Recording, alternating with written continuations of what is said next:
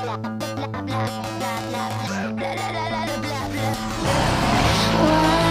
join me? Come and play, but I might shoot you in your face.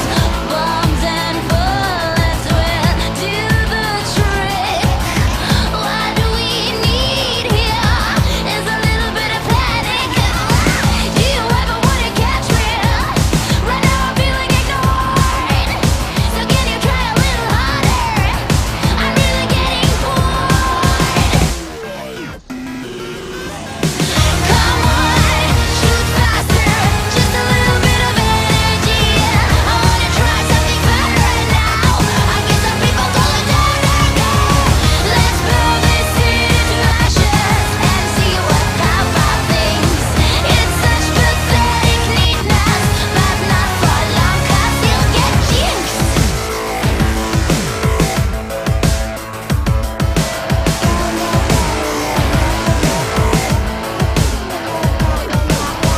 So much better, so much fun. Let's start from scratch and blow up the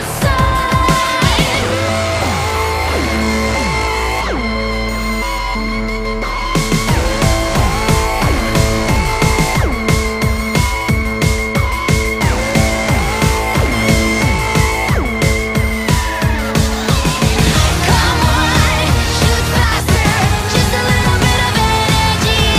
I wanna try something better now. I guess some people call it dirty. Let's burn this city to ashes and see what about things. It's such pathetic neatness, but not for long 'cause you'll get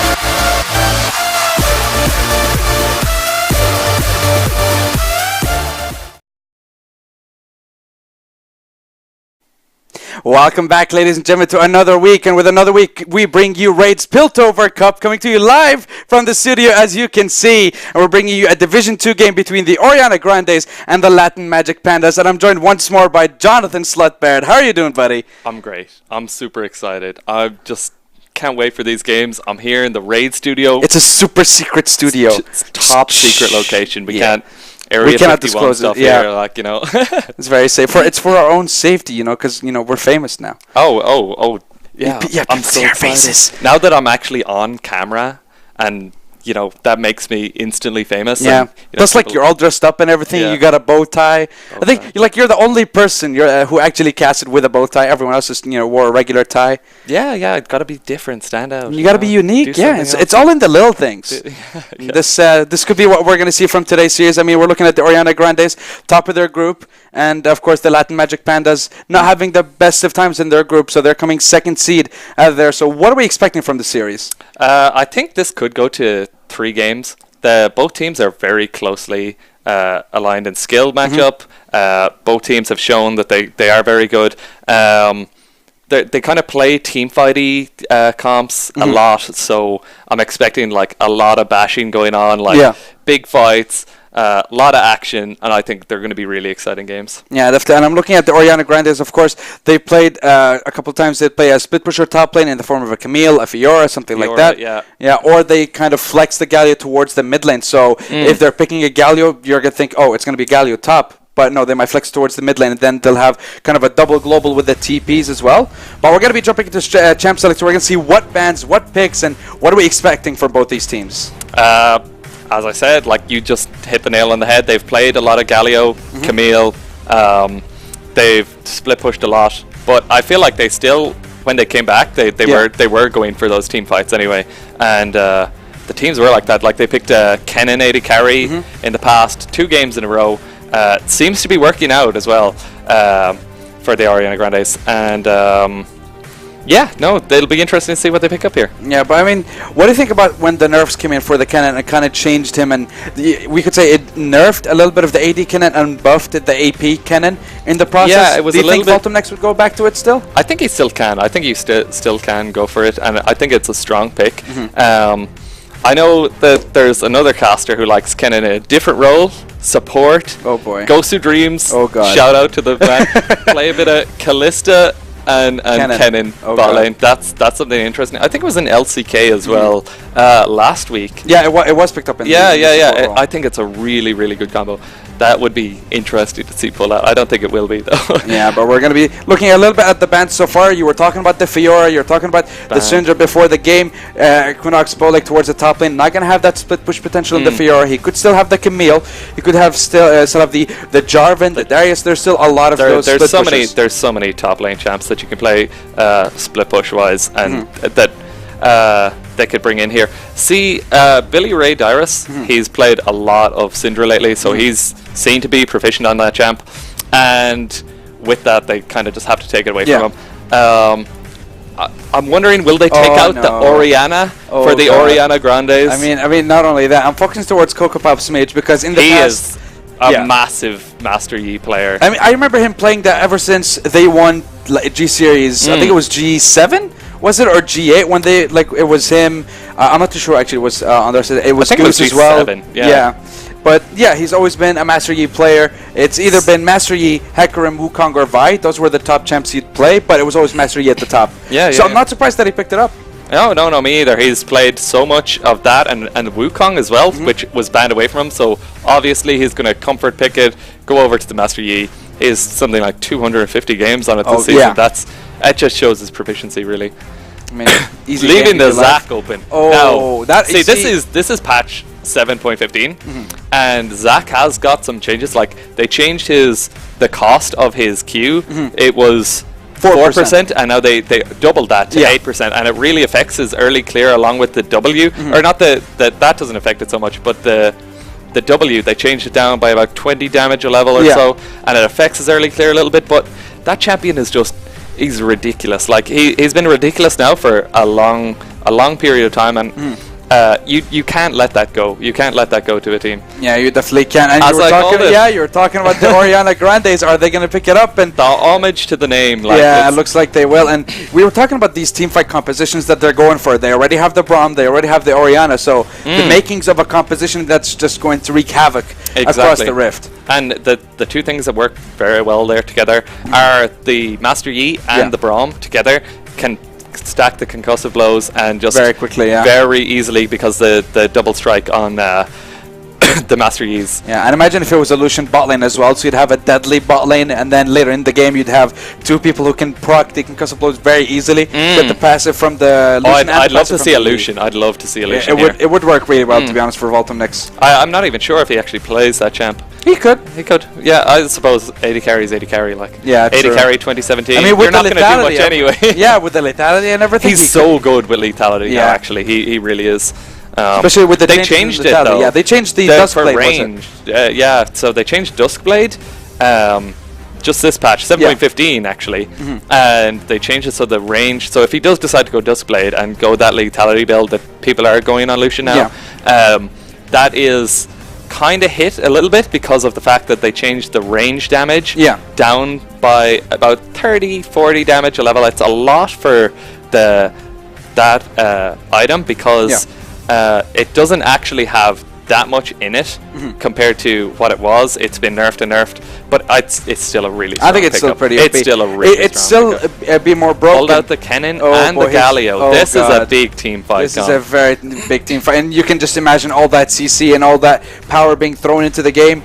And you can just imagine Kokopop's Mage waiting for the last possible second to jump in after all the ults have been thrown down. It just cleans up and gets more than a kill or two. This is going to be quite the wombo game here from both sides. Yeah, you got a Darius, you got a Zac, you got a Rakan as well. Rakan, so really there's a lot of everything's just going to be thrown everywhere, to be honest. I would have really liked to see the Rakan on the side of Orianna Grande with the Galio and with the Galio and the Orianna. Orianna Rakan combo is absolutely crisp. It's just so nice. It's spicy. It's so spicy. It is spicy. That's not even a spice bag. That's a spice box. A big massive.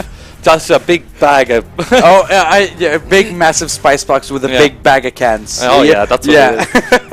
That's exactly. That's how juicy it is. Yeah, basically. But we're still looking for the last pickup here for the side of Latin Magic Pandas. The bot lane's already been picked out.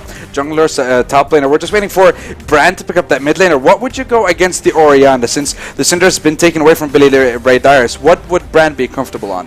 I'm not really sure what he can go here. A lot of people have been playing the Lucian into an Orianna. It seemed to be like the kind of counter pick. Yeah. Like in the past, so last season or so, when people would pick Orianna, people would actually play AD Ezreal into the Orianna because it was a good matchup. Ooh. He's going for something a little more supporty here. Did he lock that in? I think he did. Yeah, it has been locked in. So it's going to be Karma mid lane. That's very supportive. I'm not really sure there's enough damage on the side of Latin Magic Pandas here. They have a lot of CC. They have a serious amount of CC, but so do the Orianna Grandes. Yeah. They have a big wombo, lots of CC. They're just saying, we want to go in, we want to fight, we want these. I mean, the main reason I'd see a Karma picked up is just because I picked it up myself before, just because for the sole purpose of I can't play mid, so that's the only thing I'm going to play. It's like I have one job, don't feed, and that is it. Yeah. That's all you're supposed to do. I should definitely do that. Like I'm so bad for going mid lane and then being like, just play Draven. I can play Draven or Zed mid lane. Like I'm just gonna pick whatever is super hard and just lose the game for my team. You know. Sounds about right. That's exactly what I do. But ladies and gentlemen, we're looking at the Orianna Grandes, Latin Magic Pandas. Both lineups have been locked in, and we're looking at both these teams. We're looking at both these composition, and just it's a wombo combo on every front. It is, and I feel like Orianna Grandes have the advantage here. I feel because they have the big wombo, and they've got Kokopop's Mage on that comfort picking up the Master Yi.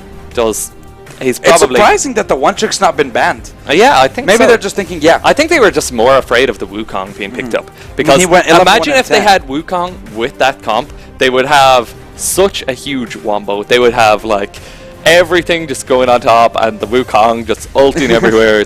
it'd be crazy. Oh god, with that combo, literally everyone would have a contribution in an AoE. You got the Glacial Fissure coming out from Braum, Slicing Maelstrom from the Kennen, or of course the Shockwave from Orianna, and then you have I think it's the Heroic Entrance. There you go. Heroic Entrance, yeah, coming out from Galio. And it's just everywhere. I'm going to quote Rob, just circles everywhere. The big circles, yeah, the big circles. We talked about this at QCon. Yes. It's the Whimsy special, the gold ELO kind of special. You just pick big, massive circles and just pile them on top of each other. You just enjoy the circles. That is exactly. And yeah, we call it the Whimsy tactic because that's around his ELO, you know. Just all those circles. And that's he's not even gold, though, is he? I'm not even sure. I think he's actually gone down to silver. He used to be gold. Yeah. Rip Whimsy. It feels bad for Whimsy. Oh, if he was gold, he would have been in that whole the whole thing of people being kicked out of raid. Oh god. But Whimsy wasn't actually good enough to get to gold this season. Unfortunately, bad. Shots being fired already. I mean, I can't say anything. I'm so washed up. Like I'm like. 20 games. This is what happens. This is what happens. Yeah, you play. You try to go pro, you fail miserably, and then you go, let me finish. And then you come here and you start to cast. That's what I did. Yeah, you just use the game knowledge that, is going to go to waste if you didn't play, and just pick it up here. Yeah, you just use it elsewhere. So, I mean, it worked out for me. It worked out for you. So far, you're doing great. It's a lot of fun. It's just fun. It's so much banter, and it's just a lot of just crack to be had. Like, I was gonna use a curse word there, but I've learned from my mistakes. I'm not. No, you see, because this time it's different. This time it's the first time we're actually going, with a camera. We're going the whole 9 yards. We got the whole shebang. We're getting outfits. The only thing that's left is makeup, and then we're done. Then we're there. No. It's like we're too pretty for that. We don't need. Yeah, look at you, DeWeird. I mean, I'm fabulous. Thank you very much. Look, he's going red already. Only because you're here, baby. Let's go. We got this. We do indeed. But ladies and gentlemen, we should be jumping into the first game very soon, and also excited to see what both these teams have to offer. Semi-final spot definitely being fought between both these teams. It's only the first of the best of 3. Yeah. So you said before that we're expecting to go to a 3 series. Oh yeah, definitely. Yeah, I'm feeling this will be a 3 series. I feel like in this game, the Orianna Grandes have the upper hand with the comp that they've chosen, but I'm not really sure that. With that, they might, I'd say, because of that, the Latin Magic Pandas. Yeah, Latin Magic Pandas. Latin Magic Pandas. I almost forgot the name, and I was like searching for it in my head there. It's like, you're just pacing yourself. It's like, thinking. There you go. I feel like they will learn from this and realize that the Orianna Grandes are going for these big wombos and come up with something. But they could have expected this already, and maybe their goal is to maybe not group up, cause a bit of chaos, different places around the map. Try to get picks with that Zac. Yeah. That Zac can come from anywhere. He can come from so far out that he can really cause some havoc. Yeah, exactly. But we are on to the rift for the first game of this best of 3 from Division 2, bringing you the Orianna Grandes on the blue side and the Latin Magic Pandas on the red. Now, we're talking about these junglers. You focus a little bit on the Zac and on the Master Yi. Now, we're definitely thinking a little bit more aggression from the side of the Zac, just because there's not much that the Master Yi can provide. It's just like what Graves can do. There's a massive amount of damage that he can apply, but since he doesn't have any form of CC himself, it's hard to kind of initiate a gang. He has to go to the lanes with the CC. See, he cannot go to mid lane here. He can go to bot lane because he's able to proc that concussive blows. He's able to probably get in a little bit, but I feel like he's just going to go with the standard early game that Master Yi does, which is farm up, get levels, get to 6, have your laners at 6 who will have much more CC then, and because of that, then he'll have much more success. Yeah, exactly. But we're saying the Master Yi going to be starting on the red, kind of not the start I would have expected, just because it's easy for Master Yi to start clearing the Raptors. Maybe would have been better to get a leash off the Orianna, maybe, just to get him a better start. Maybe, like that Q does a good bit of damage to the Raptors and does help him out a lot. But perhaps he has done this before. He's played a lot of games on Yi, so he's probably thinks that it'd be a lot better to have the Braum there to use his concussive blows, not take any damage while doing the red, and then go across when he's level 2 and be able to clear the. We're going to see concussive blows already procced onto Steve here. That was a great trade. Yeah, but that was definitely a great trade going in the favor of the Orianna Grandes. And we're just waiting for that jungler pressure. Level 2, level 3 should be coming up any second now. Then we might see a rotation coming up from the Zac towards the top lane, because you can already see that Darius is trying to be very aggressive. He's definitely looking to bully out this lane. I feel like he chose it in expecting that he would be against a Galio. Yeah. And it was good of the Orianna Grandes to leave that Galio till very late, because they probably knew they're just going to pick that up anyway. Yeah, exactly. And they can pick other priority picks up earlier in the draft. Yeah. And exactly, I mean, I'm talking about I'm just going to go a little bit into the itemizations. It would have been better for the Darius, or rather the Galio, to go not into Doran's ring just yet, but or rather Doran's shield, but maybe to get the Doran's shield later on, just because of how the bleeds keep proccing. But King Fire under danger. Here comes Pop's Mage. The taunt might be flashing. He's going to get the taunt. He's going to get the knock-up. And that could be first blood.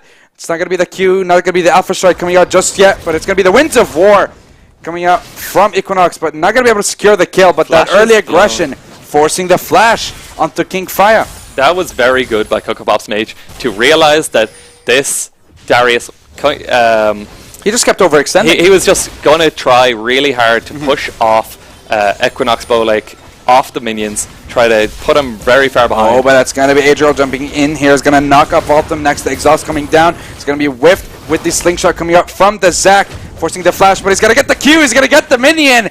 With that auto attack, it's going to be the first kill secured. And Steve secures first blood. He didn't even use his heal because he knew he was dead there. Something that I like to do in bot lane here. So basically what they should have known is that Zac was starting topside and that he was going to come down and just try and gank bot lane there. Yeah. What you should do is walk up the river and then you ward across the wall where the blast cone is. Yeah. You pop it yourself and then you come back and he can't get that like little sly way in to get in with that gank, because that's how he got in so freely there. Yeah, exactly. Especially that, I mean, in that situation, you won't be able to do that as Witzel, but you'd have to be pushing as Voltomex and Witzel in that, in that bottom side, and then the AD carry secures it. Yeah, you bring them both up. You know, after they had pushed in that lane all the way to the tower, like there was no reason for them to be trying to harass out Steve and Adriel in that bot lane under tower. They had no reason to be at that. They could have just walked up the river, popped the blast cone. They would have actually seen the Zac and would have got away with it. Yeah, Equinox Bowlake though TP's right into a couple of minions, and look at all that bleed stacking. Yeah. Onto him. He's already going to be forced to back maybe even sooner than later, just because he's already taken a lot of damage. And I think he already he bought a potion when he came down and instantly used it. So not the best of situations for Bowlake in that top lane. Yeah, I'm not sure. I think so. He bought double cloth armor.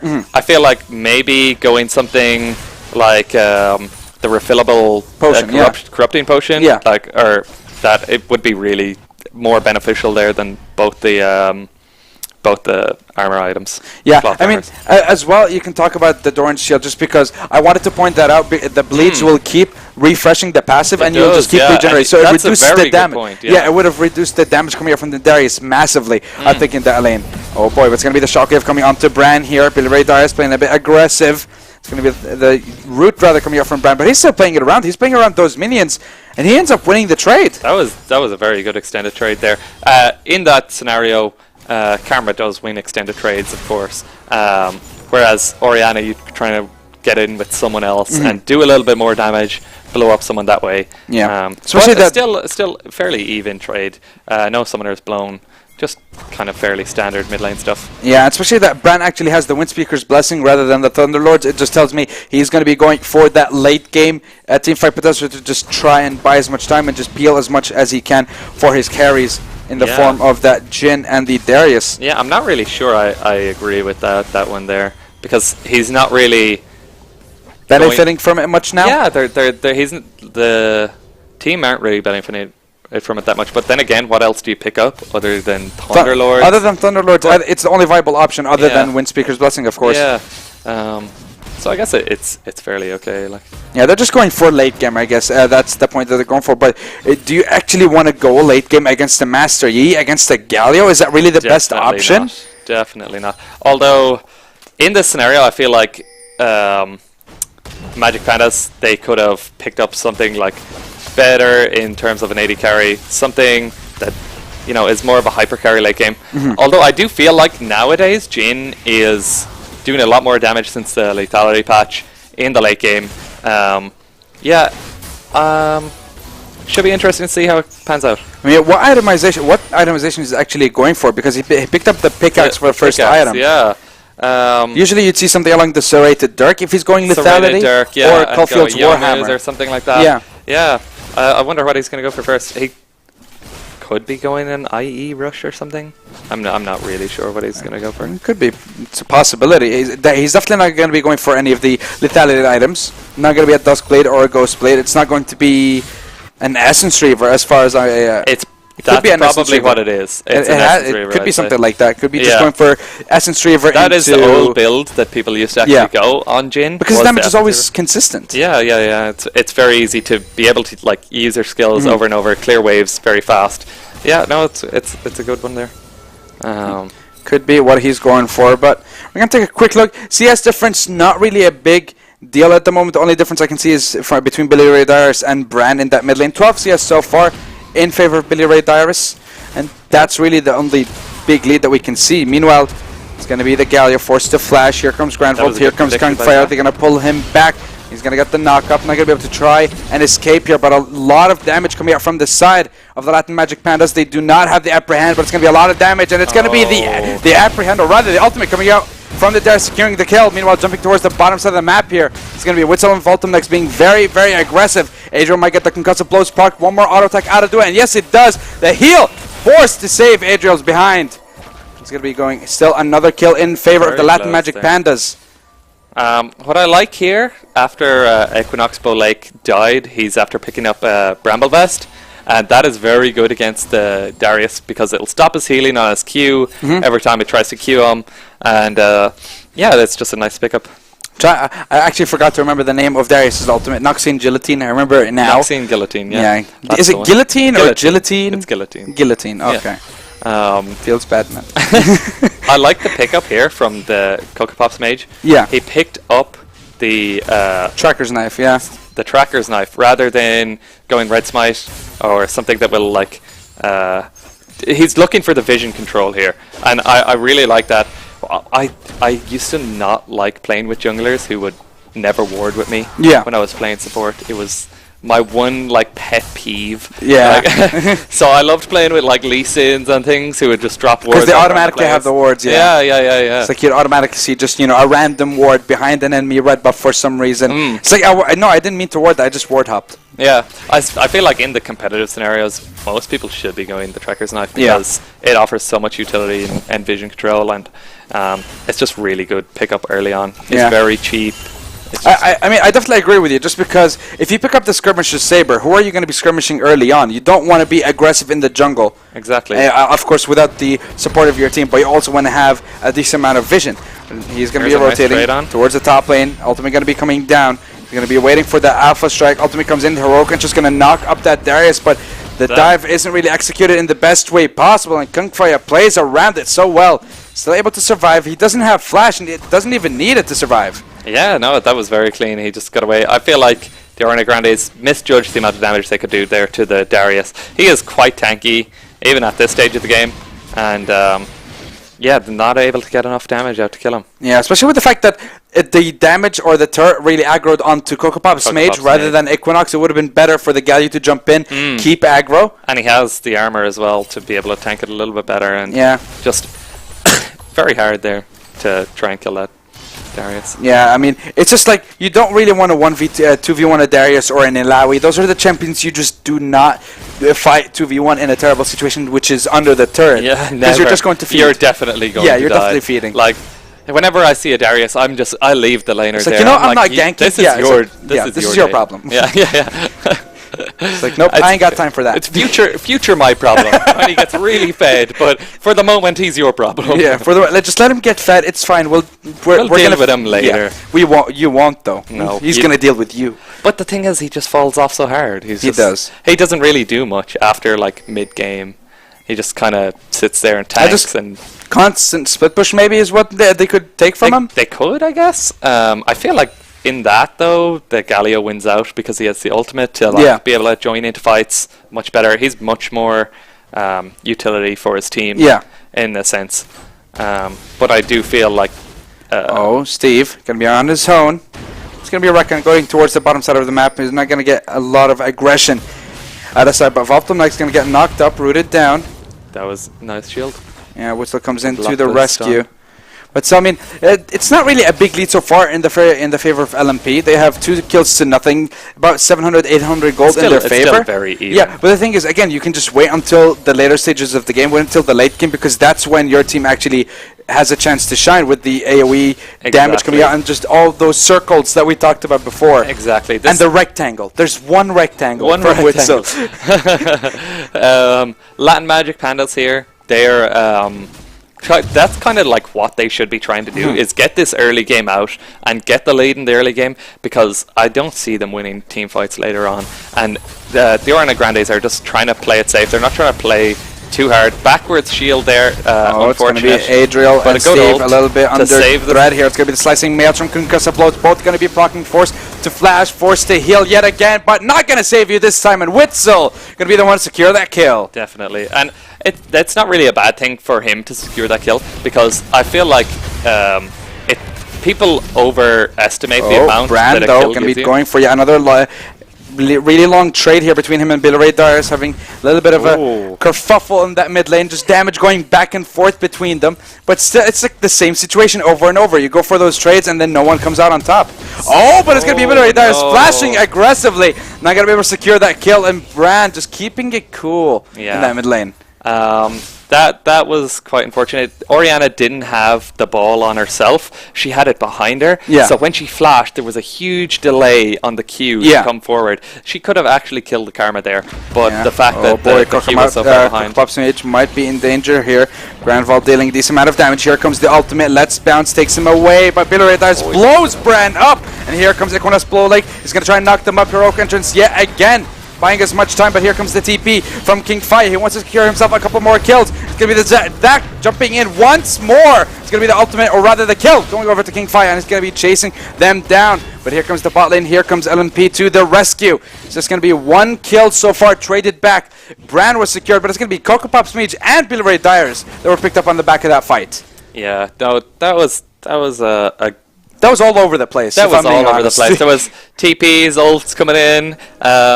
Still, it comes out fairly even, 2-2. Yeah. And I feel like that's only because Billy Ray Darius managed to pick off the Karma there in the mid lane before the fight had actually started. But they did blow the Zax's passive as well. Yeah. So they kind of came out a little bit ahead. Depends on who takes this dragon here. Or are they just going to set up for it? Yeah, definitely, because it is a mountain dragon. It is, and it's very important to get.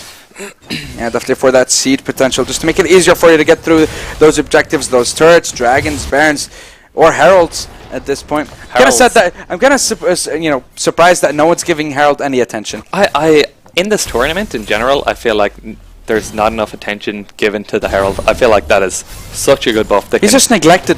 Feels bad. Yeah, he's just sitting there. It's like, no, anyone, Bueller? No, okay.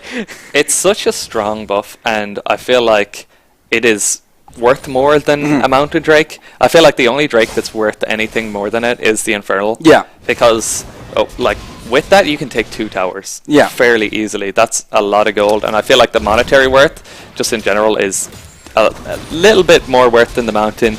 Maybe you could trade it if it's you're maybe getting a tower as well or something like that, but it is just a really, really strong buff. Yeah, I mean, with the Rift Herald, rather what you're getting from it is kind of instantaneous, because as soon as you use it, you're bound to get something out of it. If it's not going to be a turret, it's going to be a massive amount of damage on that turret, and especially that still first brick gold hasn't been secured. So, and the thing is, with the Mountain Drake, yes, it helps you bit by bit take it down brick by brick on that turret, but it's not going to give you that instant damage that you would want to get that extra lead. Yeah, again, it benefits the Orianna Grandes because they're going for that late game. Yeah, I feel like the Rift Herald is it's pretty good, because if you get a pick somewhere and you drop it down, you're bound to get a tower or 2, at least. Most people who I've seen use it in solo queue, they never use it right. It's definitely not worth as much in solo queue. Yeah. In a competitive environment, it is definitely worth a lot more than people perceive it's worth, because everyone's playing solo queue and they think it's not worth as much because they just throw it without any minions, and that's the problem. They throw it when it's like there's an ARAM going on mid, and you're thinking like, what are you doing? You know, what are those? It's like, you know what? I'm just gonna. It gets to a point where I forgot that I had it. I'm just gonna get rid of it. I don't care where I put it, and then it's just gone, and you wasted time. If you're not going to use it properly, then you allocating resources to secure the Herald is just a waste of your time and a waste of your resources. Definitely. Speaking of the Rift Herald, Zach is sitting on it right now. Oh boy, he could be securing it. I think he might be able to actually take it down on his own just because he could slingshot behind it. Yeah. And then, just hit it in the eye. It's very easy to take. What I do in solo queue actually is I play Thresh and I get... Don't tell me you 1v1 the Herald as Thresh. Yeah, you do. God. It's so easy. It's actually so easy to do. Just walk up, and with a lot of supports you can actually do it. And people don't realize that. Rakan's another one who can do it. A lot of people with shields are very good at doing it. If you played something like Karma support or something, they just keep walking around and proc Pop's Mage going to be going a little bit ham here on Kung Fire and Grand Vault, but here comes the Galio. It's going to be the ultimate coming out from Kung Fire. It's going to be securing the kill onto Pop's Mage. Just a little bit over aggressive here, but it's going to be Bilradars trying to come in. He expected the blast gun to be used, and he's going to try and chase Kung Fire down, but does he have the movement speed? He already used Ghost. Shockwave going to come down, and the shutdown secured. That's going to be the kill going over to Bilradars, but in comes the Rakan, in comes the Zakan one by one. They're going all over Bilradars and might be able to secure the kill, and yes, they will, and Bran is going to be the one to get that kill. Yeah, I feel like he didn't know his damage there. Yeah. And he blew his ultimate on Kung Faya, and he didn't have to use his ult there. And he possibly could have turned that around. If he had the shockwave, If he kept the shockwave, because would have been able to either pop the Zac passive or kill one of the squishier members there of the team. Yeah, exactly. And that's why it's very important to know your damage on your traps. Definitely. You got to know your damage. You got to know your stuff. You know your stuff. Yeah, there you go. Something we were talking about earlier. Yeah, definitely. But here you see, this would be a proper. This is a very good use of the Rift Herald. That was a great use of the Rift Herald here. So Rift Herald, it does damage based on its HP. Yeah. So if you proc a bit of its HP beforehand. They're not even going to get the tower. Oh, they did. Oh, they actually, they're going to end up getting the tower. One. That's pretty clean. Just wanted the one tower. Yeah. Use it straight up. They didn't have any. They had very little damage on that tower there, so it was a good pickup. Yeah, I mean, they didn't get first break gold, but they're still able to trade back something really quick after getting a couple of kills towards that top lane. It's very good to get the mid-tier turret, the first tier one, because it opens up the map a lot. Yeah. You can drop a ward down there as... Oh, but it doesn't even matter actually. Are you going to try and disengage here? Going to be jumping in, knocking people up. Witzel going to respond in kind with the Glacial Fissure, but it's still going to be the Orianna Grande sieging up that mid lane. Gradval going to be jumping in. I think that was a little bit of a misstep there, but here comes Kung Fire, and here comes the curtain call, the TPs, everything's going down. Gradval going to be the first victim of the fight, and slicing Maelstrom, stunning them one by one, and that's going to be 3 kills secured for the Orianna Grandes. And they're going to be going not with 1 kill, they're going to be getting 3 kills and that turret. And you're talking about getting a mid lane turret, and they respond in kind, getting themselves 1, and they might be able to get 2 as well. No one can wave clear. Nobody is there to wave clear. Bran has gone back to base. This is just free turret again. And this really opens up the map for the Orianna Grandes. Yeah. They can take a lot of control of the jungle. They can really force things up, and what LMP have to do here is just try and take that back. Buy control wards. This is how you get back into a game when you're falling behind, is you buy control wards, take back control of your jungle, try and get a pick, because they're not going to win a team fight. 100% they will not win a team fight against the Orianna Grandes, so they have to try and have vision control and use that to their advantage so that they can make picks. Yeah, exactly. And I mean, you're talking about them opening up the map, you're talking about them getting all that aggression from the turrets. We forgot to say that, of course, first break gold went towards the Orianna Grandes, towards the bottom side of the map. So that, coupled with the mid lane being taken down, that bottom side of the jungle is just going to go all in the favor of the Orianna Grandes. Now all that's left is they take down tier 1, which has already been, just kind of inching away towards securing it for their side. And if they do, then just the map is going to be so wide open for them. They're going to be able to ward up, be more aggressive, start making more plays, and just be able to take more team fights. And here we go again. It's going to be Arya going for that engage. It's going to be getting 4-man charm. He's going to be jumping into the back line. Edge are going to be the one to follow. King Fire wants to secure those kills. He's going to have the heal coming out to Volpton next. He's trying to stay as far away as possible as he can from that Darius. Shockwave comes in, going to be able to get one down rather. Edge might be able to get the first pickup here, and he's going to get taken out from that turret, and still, one by one, they are going to fall. Knocked up, locked up, and taken down. Double kill. Going over to Voltum next, and they're going to try and chase him down, but the turret is there to save them. Piltover Darius doesn't really care, so they're going to try and push them away, but again, the Orianna Grandes come out on top, get themselves 2 kills, and might be able to secure another turret. Yeah, that was definitely poorly judged by LMP here. They didn't realize. Oh, Bran. Oh, Steve, you overstayed your welcome. Steve is on his own. 5 against 1 on the top side of the map. All the ultimates coming in. Just a little bit of, BM maybe with all those ultimates. Yeah. But, oh, Cocopops is going very aggressive. He's going to be flashing, and the team's going to try and follow up. Not going to be able to survive with that meditate, and it's going to be able to trade 1 for 1. Grand Vault and Cocopops Mage both going to be picked up here, but still 1 kill for 1. Another turret picked up for the Orianna Grandes, and they're just picking up kill by kill, objective by objective, and this map is just so wide open right now for them. It's so wide open, but that was definitely at the fault of the Latin Magic Pandas. They didn't realize that the timing of the backs of the Orianna Grandes would mean that they would be able to get back up to that tower and join the fight straight away. They thought they had the numbers advantage and therefore they could dive, but even at that, I don't even think there was that much of an advantage. I think there was a one-man advantage, and when you're diving a turret, you can basically count that as a member of a team fight, But the thing is, you're talking about just, them overstaying their welcome and everything. Towards that top lane, they should have just given that turret away. They shouldn't have stayed. It was, the AD carry and the mid laner on their own with no backup against 5 members. Here, you just need to give it up. You don't need to fight for everything. In certain situations, you can't fight it. The Orianna Grandes had all their ultimates up still. Yeah, as well, exactly. Because they had already had the fight and they had came back, and they're quite low cooldowns on their ults. Yeah, exactly. And there's going to be another objective on the map now. It's going to be the second Mountain Drake. And if it's secured for the side of the Orianna Grandes with the amount of turrets that they have already secured, it's going to take, just make Barons and Dragons get secured even quicker. But oh boy, Kingfire over-aggressive towards that top side. Cookpop's going to be jumping in. Oh, and the Alpha Strike! Perfect timing with that flash. Not going to be forced to use his own one. Going to be able to secure that kill. Adriel, meanwhile, dancing around that Braum. Says, stand behind me. No, I'll dance around you, and goes all the way back. He's going to be safe for now. Going to try and apply a little bit of vision towards that Dragon Pit. But I think he might get cut out here. No, he's going to be fine. Piltover Darius almost chased him down, but he's just able to hop, skip, and jump over that wall. It's going to be the Mountain Drake, the second one. Definitely going over here to the Orianna Grandes uncontested. Yeah, no, this is another one going down. Another Mountain Drake. Just improves their late game even more. They'll be able to chip away. It's going to be a third mountain as well. Oh, God. Oh, I'm hoping for that. 30%.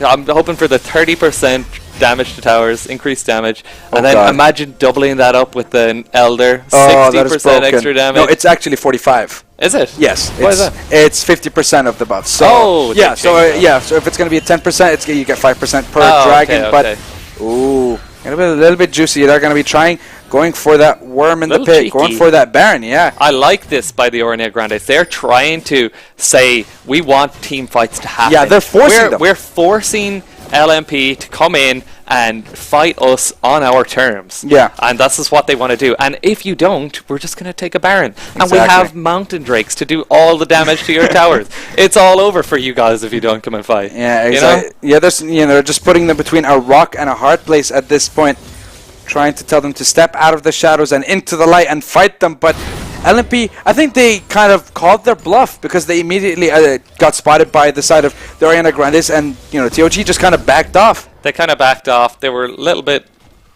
less healthy, and they didn't have it all set up. But if they fought that, I feel like they still would have won the fight. Yeah, and now they're just taking away all the vision control. They're going to take away everything, and they're rotating towards the bottom side. Wave pushing up here as well, and they're just waiting around. I hope he is not backing, because that would not be good. Yeah, they're just trying to wait for it here. Meanwhile, I think LMP are not falling for it. They could go to the Baron. This is why vision is so important. It is. You're just passionate about vision. I can see it in your eyes right now. Always. Oh boy. Support me. Oh, Bran. He's going to get shockwave down. He's going to get easily picked up here by the side of the Orianna Grandes. That was very well set up by the Orianna Grandes. Pretending they weren't around to push that tower. Waited until it got into the tower. Killed a few minions. And then they were like, it's not going to be too much. Because it's a big minion wave. You're definitely tempted to go and just take it down. But Really well played and really well baited by the side of the Orianna Grandes. The inhibitor going to be maybe under threat here with that turret. It's going to be Grandvolt jumping in. Concussive Blow is going to get procced. He's going to get stunned. He's going to get locked up and stunned again. But he procced and forced so many ultimates out of the side of the Orianna Grandes. They might be able to hold up the defense, but the turret is still going to fall. You know, Equinox, Bowlake, and Kingfire are going to be going at another rumble in that top lane. Just smacking away. Just wet noodle fight all over the place here. You see, I'm expecting it's like, come on, get him, sick him, get him, and then nothing happens. Yeah, just can't do enough damage to each other to.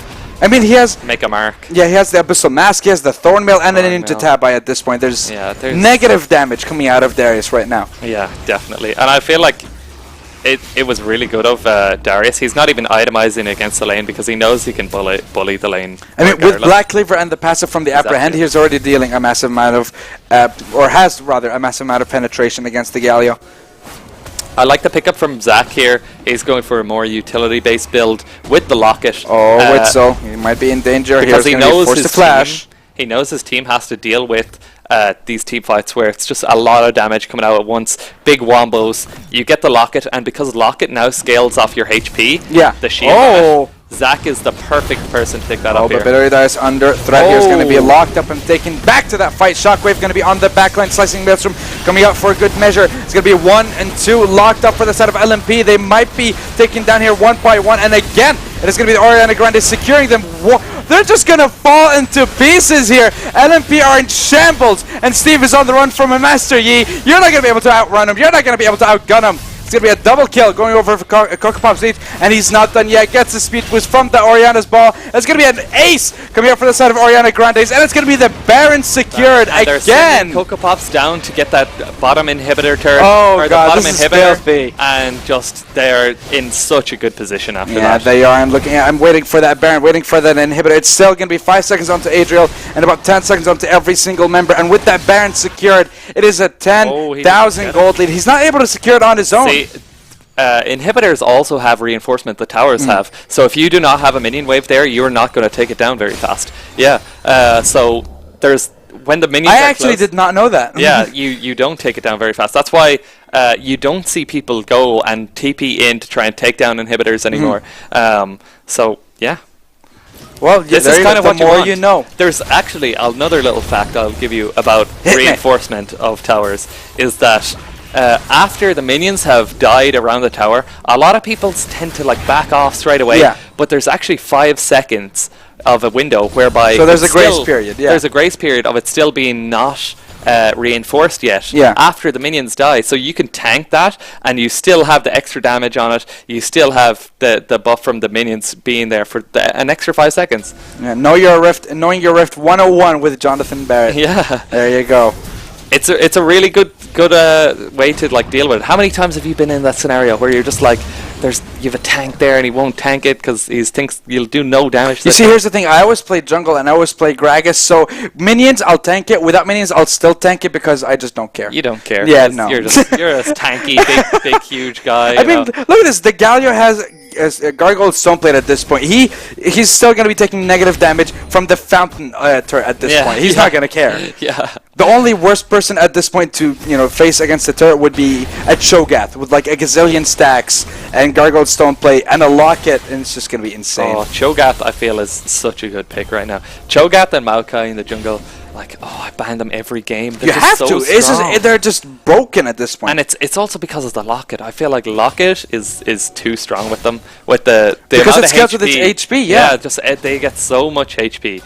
And I don't know, I'm feeling like I'm kind of hoping that people are going to come back to these Belated the Rune King kind of 80 carries. And things. Bring back Vayne.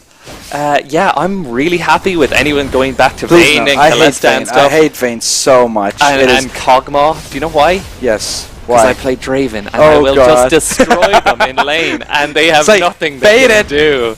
That's why I'm hoping for it. Like, oh god, I'm sick of these lethality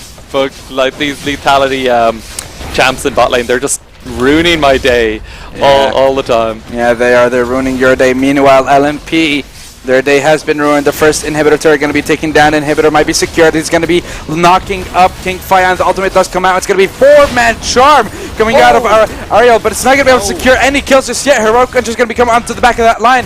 It's going to be Voltamax securing the first kill. Meanwhile, Cocopuff's Mage on his own towards that bottom side, securing another inhibitor for the side of the Orianna Grandes. It's going to be Brand trying to see if he can salvage this situation, but there's nothing you can do.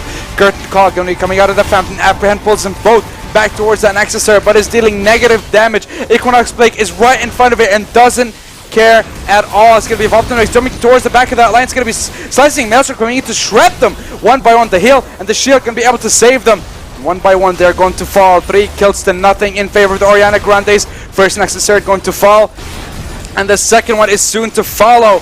And looks like they might be able to secure the kill or secure the game. The Flash Tongue going to be able to get one more kill. Stack that KDA, boys. It's going to be the Orianna Grandes taking the first game of this best of 3 against the Latin Magic Pandas any second now. I'm just waiting for it. Nope, they want to pat the KDAs even more. Last auto attack going to be coming in, and that is the first game going over to the Orianna Grandes. Yeah, congratulations. They took away that one. I felt like that's how it was going to go. Team fights. It's just late game power. Yeah, exactly. Once you have that wombo there, and they didn't even execute it perfectly in that last fight or in this fight before that even. Yeah. They just kind of had these just had a better team fight in general, and because of that they were just winning out the game. And I feel like whoever was shot calling for the Orianna Grandes did a fair good job of it. That the bait in the bot lane around the tower, they set up, they knew what they had to do to drag out fights, to drag out people, get control of jungle, and because of that they just won off of it. Yeah, exactly. And they had a little bit of an early lead for the favor of LMP, but they just weren't able to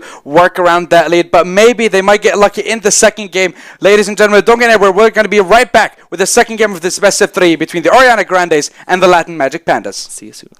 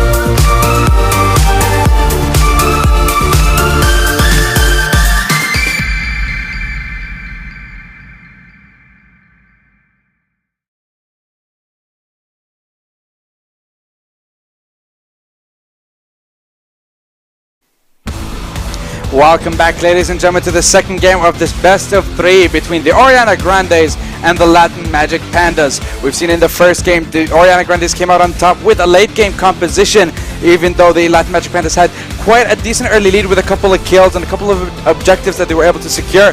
But will they come back in this series? Will they bring us to a game 3 as you said, or what is going to happen? Will the Orianna Grandes stay on top and get that second game? I feel like Orianna Grandes showed that they have the superior shot calling after the first game. It seemed like they just had things down. They knew their win conditions. They knew what they had to do to pull it ahead, and they just played to their strengths. They played lane fairly passive as they could, tried to just wait it out until they can get to those team fights, until they can get to just their strengths, you know? And I think that Latin Magic Pandas just have to change it up here a bit. Yeah. They really have to change things up in order to pull the lead, and I think they can. I think they can maybe pull back a game and put this to a game 3. They have blue side now as well, so that's... Yeah, they are going to have their first pick priority, as you said. So, thing is, are we going to see a difference in the pick and ban phase, or are we going to be seeing something like the Nuna apparently was the first ban coming out of the Orianna Grandes in the first game? Are they going to take that away from Grand Vault, or... Are we going to be seeing the same kind of layout from both these teams? I feel like the Orianna Grandes are going to go for the same thing. They have been doing this like in their flex queue games and in their previous games in the raid tournament. They have been playing these big wombos. So that's all they plan to do is just play these big wombo comps. And yeah, I think that Latin Magic Pandas have to pull out something else. They have to play against this. They should have done their research on it, but maybe now that they've played against it, maybe they had an idea. They know what they're getting into. They know that they have to change things up. Yeah, they might do. Ban the Wukong again. Yeah, but it's going to be the same ban so far coming here from both these teams. Fiora still going to be taken away here from Cardinal Emmett towards that top lane. Orianna going to be taken this time. So the Syndra is available for Billy Ray Darius, but will Brand be the one to pick that up, or are they going to give that away to him? I don't think he has to pick it up straight away. He plays it, he's comfortable on it, but I don't think it's like this super good pick that's like currently meta and like super strong or anything that they can just take out. I don't think they'll go for that first. I feel like a lot of prioritization nowadays is going on the junglers, like the Chogats, the Zac, the Maokai. A lot of people are just picking up junglers early in the drafts. I feel like you're about to punch someone. I feel like you're kind of practicing for something. I was practicing for a rock paper scissors thing that we were going to do. Yeah, we couldn't do that though. We couldn't do it. No. Yeah, it feels bad. But looking towards the Latin Magic Pandas, looking to try and change a little bit of their engage potential. Pick up a Gragas, maybe towards the top lane, maybe towards the jungle. It's a good flex pick. It is. It's a really good flex pick, and it's a really good pick in general. I feel like even though he's been nerfed, and he's been changed, and like even just in the past year he's changed so much, like adding the delay on his ult because he's too powerful in that respect. I think what killed him was the Doran's ring change. The Doran's ring change as well. That killed his top lane potential. I feel like it's still viable though. If you're really good at Gragas, like you can still pull that off, and it just provides so much utility with the body slam and the flash together, and just picking out someone from a team fight. So if you play something defensive like you know, that you need to take away. They left open the Yi here again. That's also surprising. Oh, yeah, that's still gonna be a problem. He's not gonna have a problem with it. You leave my one trick open. Just instantly gonna pick it up. And I wouldn't call him a one trick. Yeah, he's very good on that Woo apparently as well, because they're very afraid of that. Yeah, definitely. I mean, just because like he in one of the games in the group stages he went 11-1 and 10. So you want to take that away. That is a disgusting KDA, and it's very good now with the lethality. Yeah, exactly. And meanwhile, Latin Magic Pandas respond with a little bit more passively, just keeping on, maybe letting a hyper carry take over the situation here. Are going to be picking up the Lulu and trying to see if they can just support Steve and see if they can just allow him to carry.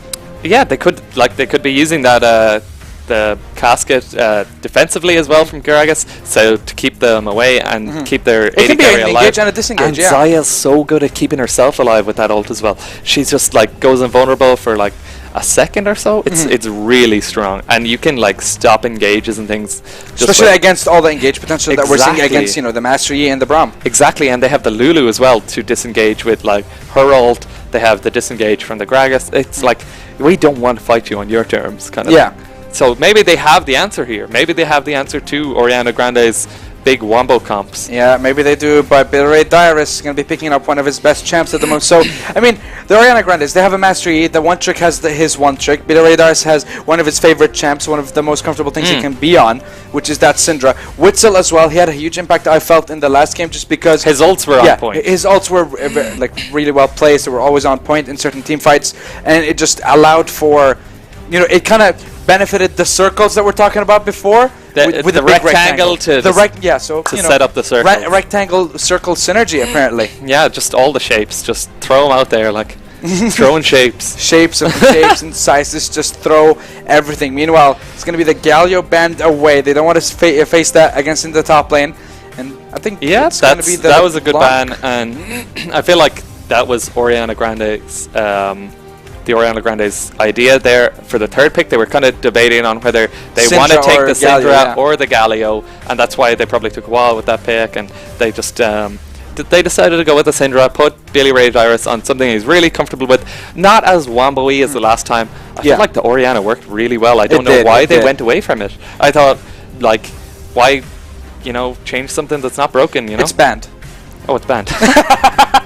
I didn't see it.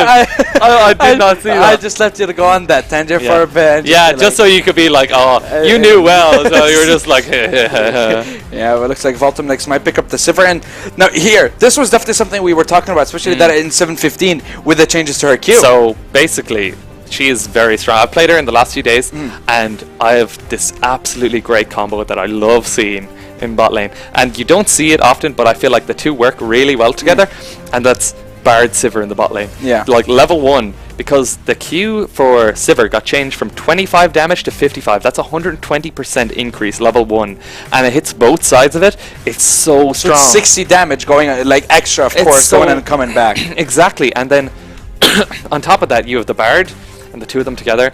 You just walk up, start auto-attacking with Bard, throw a Q. Yeah, you get the try to get the stun, and then when there's the stun out, you get a free double Q back. You can, if you ignite, usually you take ignite on Bard. It's just really, really disgusting, level 1. Yeah, it actually is. And looking towards Coco Pop's image, or rather Voltumnix and Witzel, you're going to have the Brum. So if you're still going to be able to get that stun, it just benefits, of course. Or just exactly. It makes it easier for you to get that double Q, double boomerang, rather. Yeah, exactly. Picking up the Ziggs here for mid lane. That's pretty safe pick into the Syndra, able to sit back. And also because I feel, so last game, the Latin Magic Pandas had the Karma, and there was a lot of waves pushing in different places, like when they got caught in the bot lane. If you have the Ziggs now, you can just ult that wave from afar, and you don't have to like go to it and be like out-rotated in that sense, and you can make plays off that. Like, you can make plays whereby that this wave is pushing out here, and they're going to try and use that in a sense. You can like ult that wave and then like play something on your terms, whereby they think they're going to get something out of it, and they're looking for a trade with, say, bottom tower, and you're looking for a trade with, say, mid tower or something. You throw the ult across, and you get a free tower. You just get free advantage of it. Yeah, you can, and or just use it for damage. What is okay? I'm looking at the Kindred pickup. They already have a jungler. I'm not too sure that, like, maybe they're just hovering it. Maybe they're just hovering the Teemo. But we have, we're talking about the split push potential for the side of the Latin Magic Pandas in their last games. It looks like the Camille should be going towards that top lane, and Grand Vault will be taking the Gragas in the jungle. Yeah, he will, and I think that Camille is such a good pick right now. It is. It's so strong. It depends on what you have going up against it, because you could still have the potential to counterpick. Maybe a Jax? Possibly. I'm not really sure. Definitely not Teemo, though. No. I mean, Teemo's special. He's a pretty good pick, like, Who is he now? I think he's a great pick. I love Teemo. I used to play, actually, funny story, so back season 2, I used to be like, I think I had like 100 games on Teemo in like, the course of... You're just the worst person ever. For a very short period of time, I like main Teemo. You're literally the worst person ever. Yeah. But looking towards what the Orianna Grandes are going to be picking towards dealing with that commit, it's going to be the Tahm Kench. And that's a really... What better way to deal with someone who just nukes nukes your AD carry by eating your own AD carry? I mean, it's also quite hard because Tahm Kench is going to get pushed away by Camille's ult when he comes down. So maybe the Camille's going to be able to burst someone up in that space of time, but it is still a really good pickup. It is. It really is. And you can save a lot with that. Especially Ziggs bomb coming down, they use it for team fights, whatever.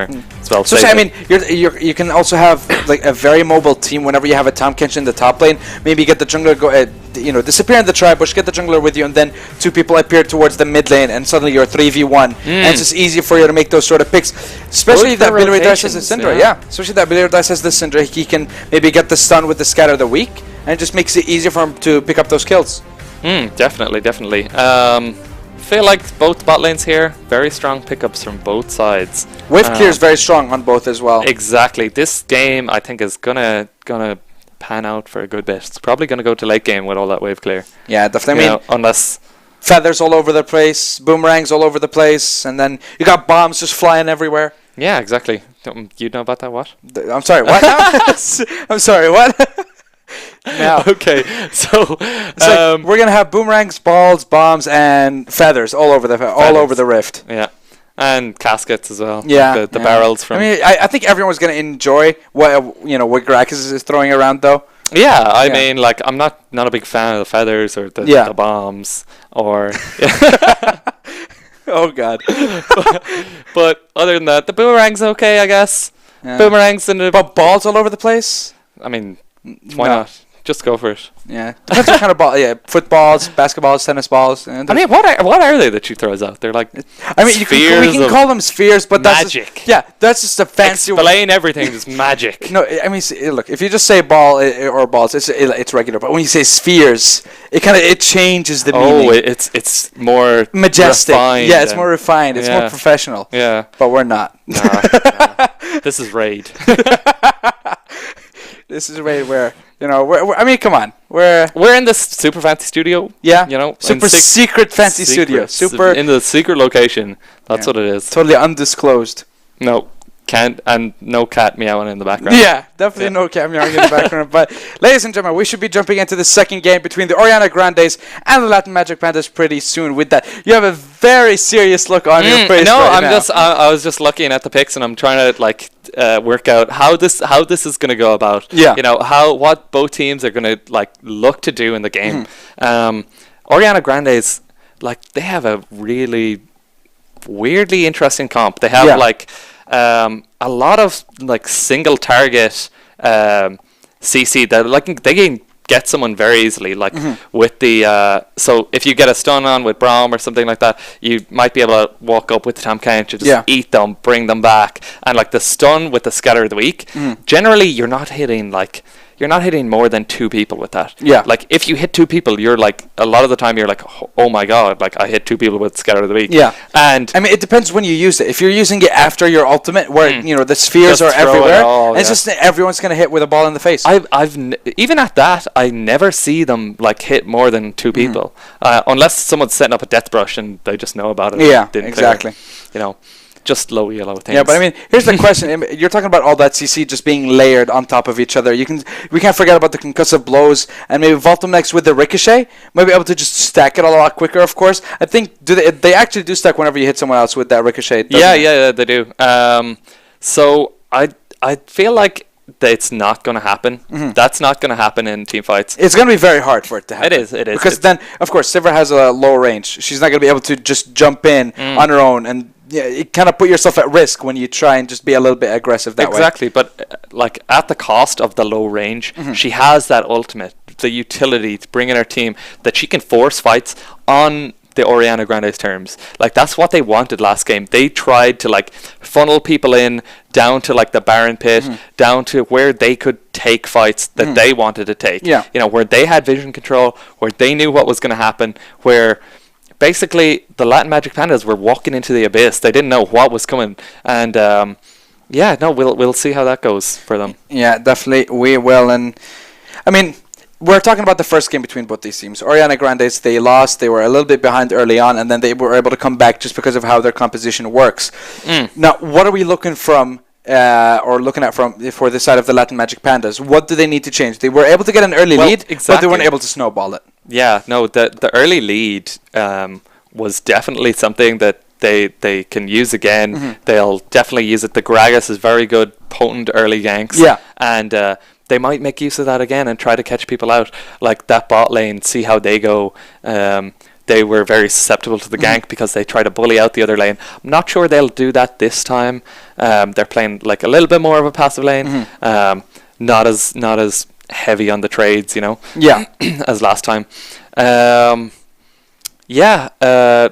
that, I feel like they have a much better fighting chance in team fights this game. Yeah. Last game, it was just huge circles. Yeah, circles. We're going to be going back to those circles. Just huge like team fight potential. Just where they can blow up everyone at once, and even when they didn't execute it perfectly, like it was still just so strong. They were still able to like make the picks on the right targets and just win out the team fights.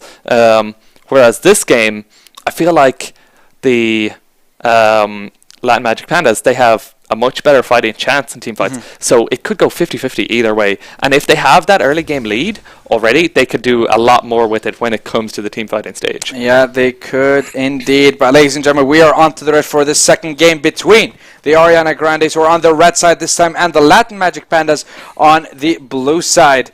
I'm very excited to see. Of course, we're talking about the jungler pressure in the first game, and we can talk about the same thing in the second game.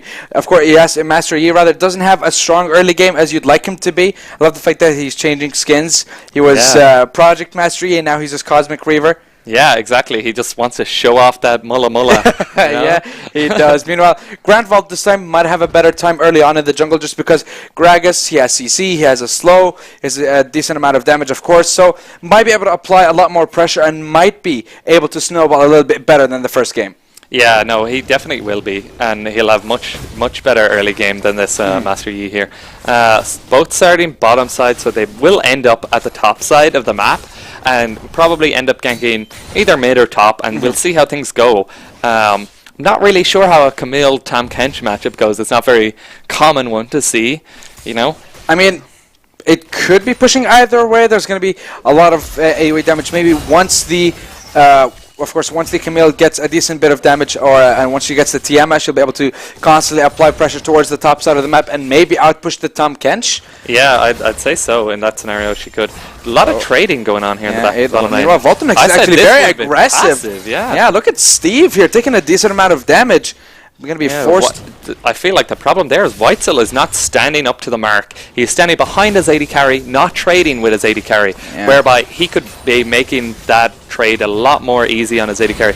In most senses, you want to try to get the damage onto your support because they have 3 pots, you know? Yeah. They're going to be able to survive it much easier after that and sustain back up and trade it for damage on the other AD carry. So basically, the Latin Magic Pandas came out ahead on that one. Yeah, definitely. And both pots used by both the AD carries. So it should be a little bit of an... Lulu used 2 pots already. Ooh. That's... Unless he started with a... No. He used 2 pots? Yeah, I think the... he did. Yeah, Adriel used 2 pots just because Voltomnex focused him when they were trading. Oh, but look at that. That is just a mess. Damage. And here's the thing. The Lulu does actually have the Thunderlords, which means they can trade a lot more early on because it's a ranged melee matchup, which is definitely going to favor LMP here. Love playing with Lulus. Oh, look at that. I love playing with Lulus. And Adriel going to be getting the first kill. Meanwhile, it's going to be Cardinal Emmett towards that top, and he's going to swallow that Camille. Leading bit by bit. It's going to take him down one by one. Meanwhile, here comes the Gragas, going to be getting the slow, going to be forced to flash, and it's going to be Coco Pop's Mage flashing in, getting the kill. Might be able to get the second kill. Grande already used the flash and being aggressive towards that Tam Kench. Might be able to survive. No, he won't, and it's going to be the double kill secured for Coco Pop's Mage. And what a start for Master Yi. Really good. Really good there from Master Yi. He just saw the advantage there, and I feel like LMP should have known about that. What you want to do is try to get early wards, see where the jungler is starting, and just see what is going to happen. Like, if he knew that the Master Yi was there, he knew he would have been topside and would have been able to prevent that. Like, he didn't have to flash on the Cardinal Emmett there on the Tam Kench, and he probably wouldn't have died as a result. Like, both of them wouldn't have died as a result. Yeah, exactly. But Master Yi, Coco Pop's Mage got the double kill and thinks, you know what, I was a little bit too passive last game. Yeah, I want to go ham. I want to go aggressive, and it's going to go for that Skirmisher's Saber. Definitely. I like that pickup. When you get ahead that early and just like use it to just kind of snowball your... but meanwhile, Adriel's going to be under pressure here. Voltomnex dealing decent bit of damage, forced the flash rather out of Adriel. Meanwhile, Steve gonna try and chase him down, see if he can trade something back. I'm not sure what happened here in the bot lane after they killed Adriel, or after they killed the Sivir. After Adriel got the kill on the Sivir, they didn't push out the lane and get it back and use the monetary gold advantage to come back to the lane and try and bully it out. And then they ended up blowing Adriel's flash as a result because they stayed. Exactly, but here's the thing. The side of LMP aren't really getting a big benefit out of it, because the first blood was secured by the support with no assist. With no assist. Yeah, to the AD carry. That's so a good point. yeah, but there's not going to be a big difference. So for me personally, I think that people value gold on AD carries way too much in the early game. If you want to see more of an impact on the map, you want to give the gold to the AD carry. It doesn't matter or not to the AD carry, to the support. You don't have to give it to him. But if the support gets the gold early on, it's actually much more beneficial to the team than it would be going on to AD carries. Carries, they're supposed to scale. This is just coming from you because you're a support. You're biased. Yeah, I'm not biased. This is the way you play the game. Trust me on this. So a lot of supports are afraid to almost take kills early, and because of that, they don't make as much impact as other supports. Yeah. That they could use, because you're scaling on a marksman. You're going to scale anyway.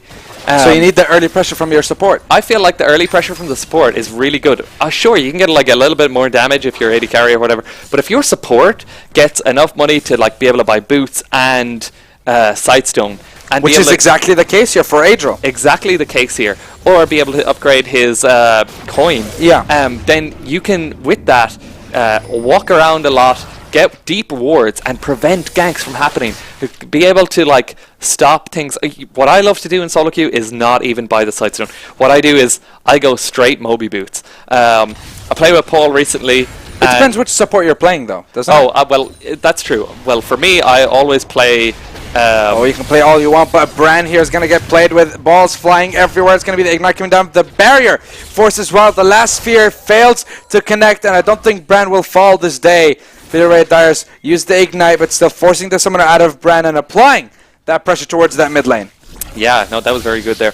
But as I was saying, just grab the Moby boots, be able to roam a lot, and just annoy people. I love annoying every lane, and you just. I mean, if you're Thresh, if you're Braum, if you're something like that. Bard, Rakan, all those champions I love playing. I'd even do it with Lulu. I wouldn't really mind. I'd just go up and start auto attacking away and throwing out Qs. I mean, here's the thing: if you're a mid laner and you see an enemy support come to your lane, start hitting you, there's not much really you can do, but you just have to sit there and take it. Exactly, or otherwise you can. If you have Moby boots and you roam into the jungle, you can't be caught by their jungler, because no jungler gets they're just not able to keep up with you. Unless you're against a very aggressive jungler, like an Elise who can follow you up, Elise in if he manages to land the kill or something like that. Yeah. Even at that, you can just get away on most supports. Plus, if you're going to go for those Moby boots, you kind of have to pick up, say, 2 control wards or something like that. That you can still apply the vision pressure.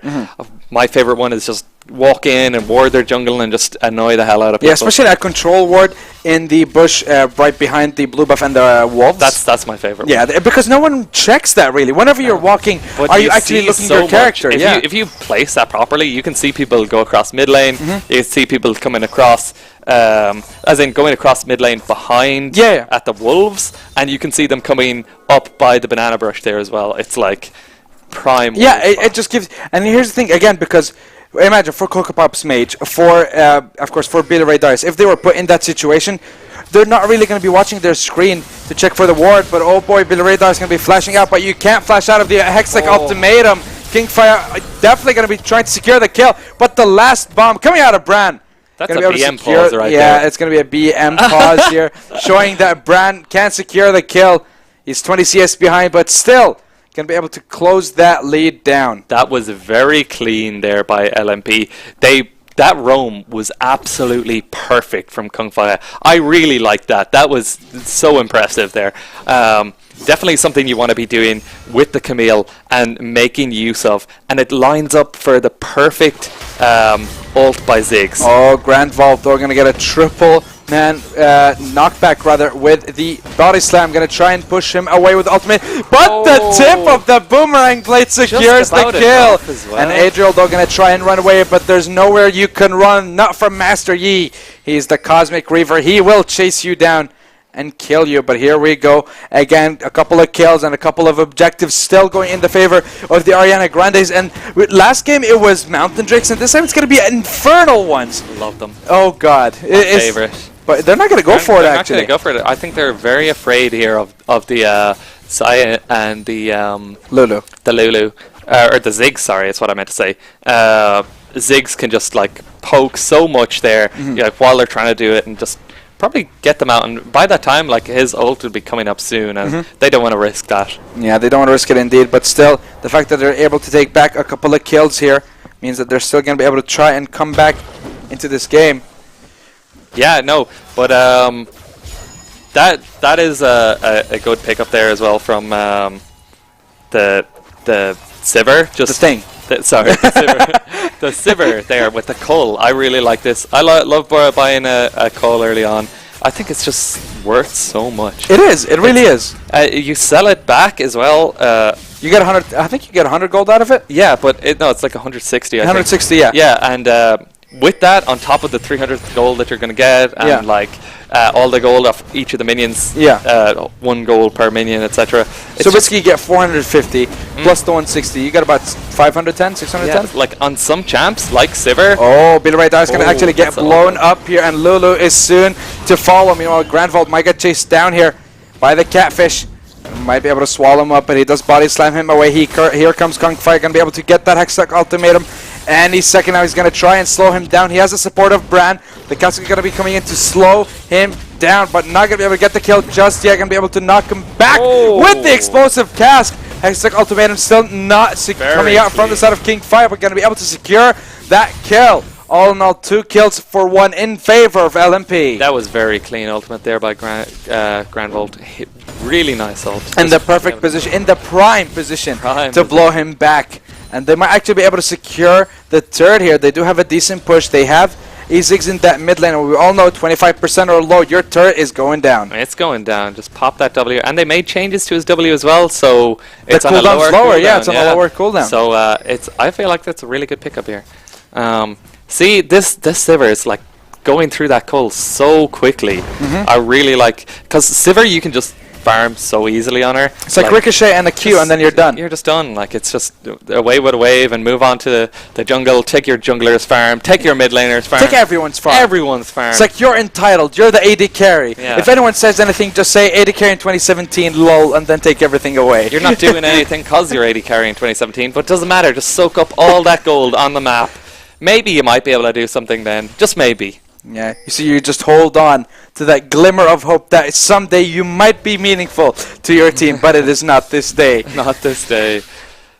Yeah, there's not a lot going on at the moment. They're being really just kind of. You see, it kind of spikes. Yeah, it spikes for a minute or two, and then it just comes right back down. A bit. You know, everyone's just wants to get a little bit of farm, stack up their colds, etc. You know, get you're focused a lot on that. You're very hyped about this goal. I decided to pull it back there because I was just like, yeah, well, like, what is actually going to happen? Is the calls going to get procced? The downtime, you know. Yeah, Cardinal Emmett going to chase down Kung Fire.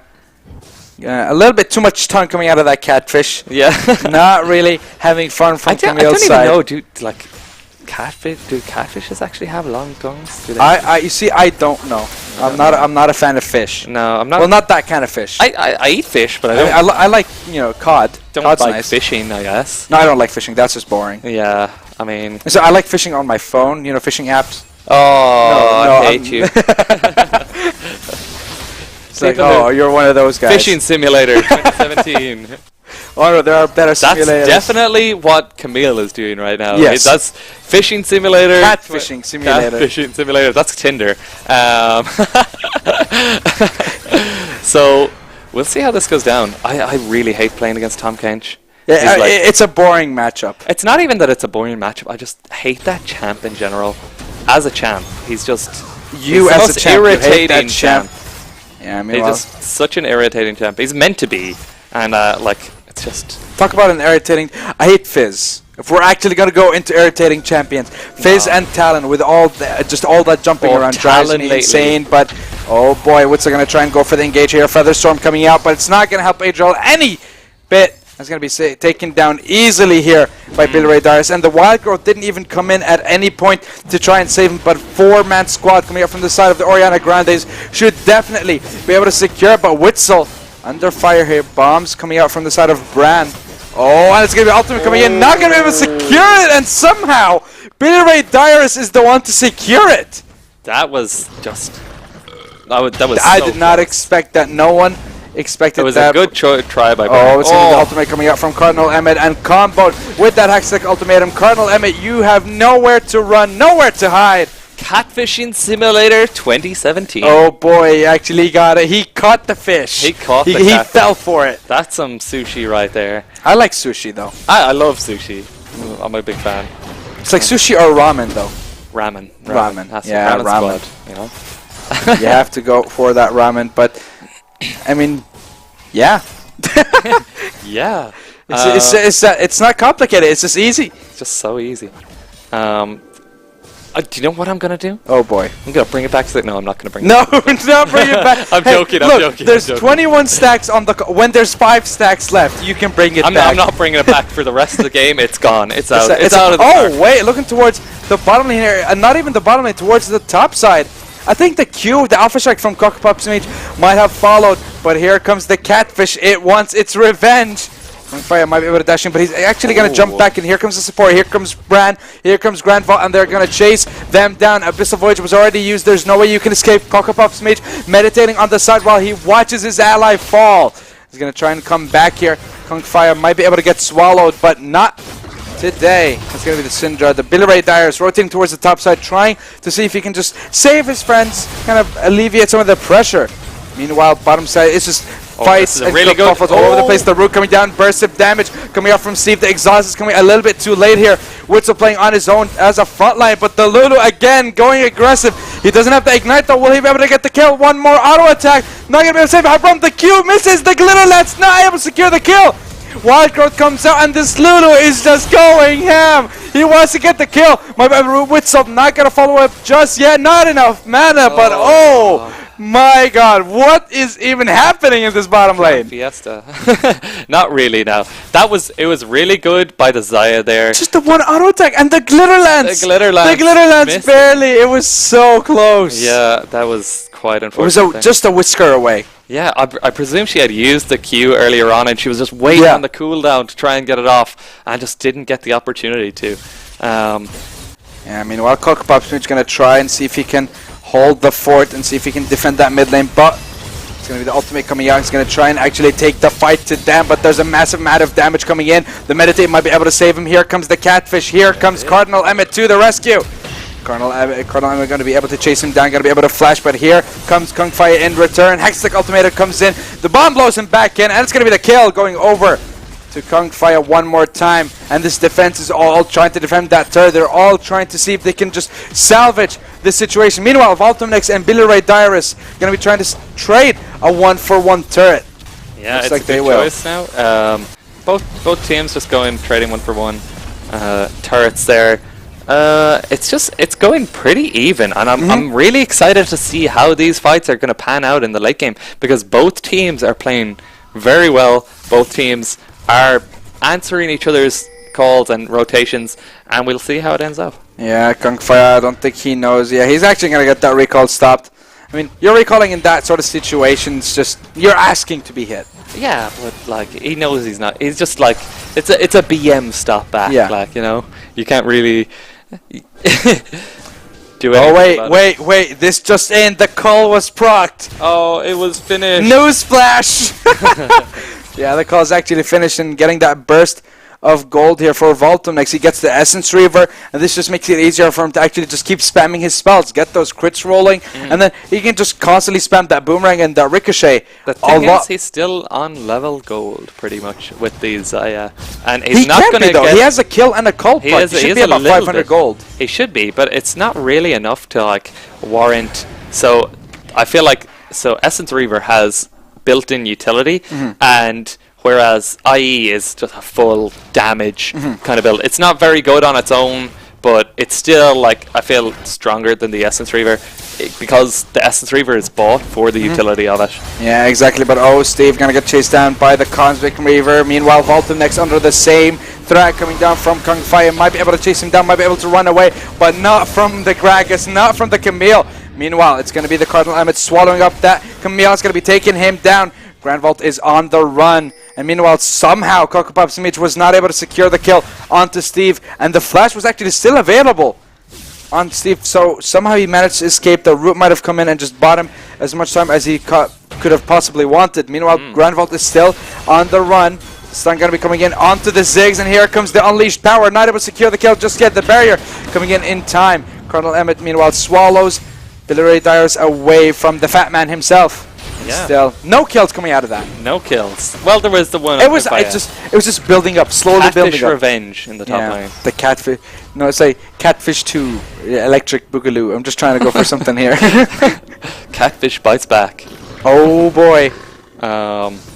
Yeah, Catfishing but part 2. that was a Yeah, good pick on the Sivir, but the Sivir did a beautiful spell shield there. Yeah, like it just in the perfect time as well. Perfect to just be timing able to escape. to cancel the Camille ult, but still couldn't. Just Camille does so much damage. It's not only the it's the fact that the Gragas as well was chasing this chasing the Voltum next down and just made it very easy for them to actually pick him up.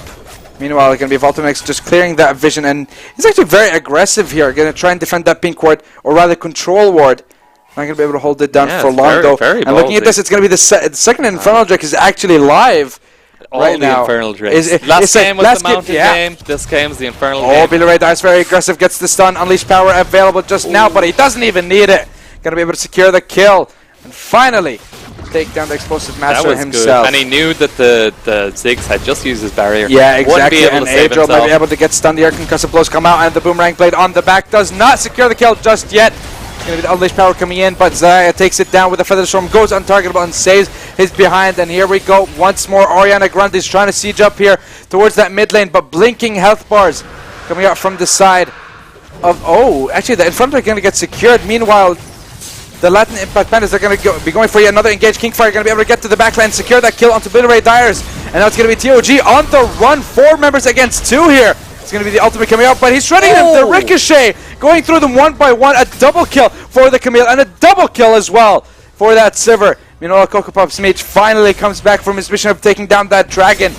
Going to be 2 Infernals to nothing, and it could be another Infernal. We'll find out soon enough, but they're going to try and siege up towards that mid lane. No one's going to be able to wave clear, and this is going to be the 3rd turret and the last outer turret here secured for TOG. Kung Fire, he's really showing like. I thought you were going to go for a fire pun there. I was not going to be happy with it. Kung Fire fighting, what? Oh, God. Everybody was... No, we're not doing this. we're not doing dancing this. Here off screen, you know. It's like, production, don't you dare put us on screen right now. It's like, I will reveal this so-called secret location right now. Secret raid headquarters. Secret raid stash. No one knows we're here. Yeah, no, he's really wanting to win this game and bring it to a game 3.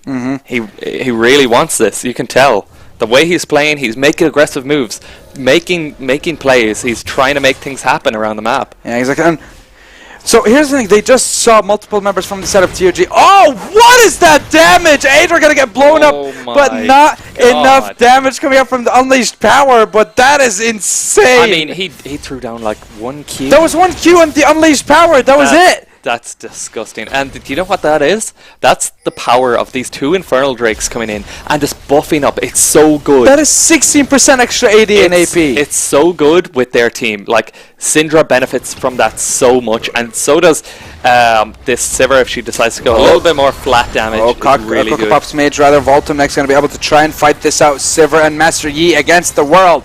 You know, here comes with it to try and see if he can give them a little bit of an assistance. But Bran again going to get locked up here by Billy Ray Dyers. This rotation game is strong with TOG. Yeah, it's the same as last game. You know, they had good calls. They went around the map properly, just knowing where they need to go, knowing what they need to do, and that's what's winning them these games. Yeah, exactly. And I'm just looking towards that Master Yi and that Sivir.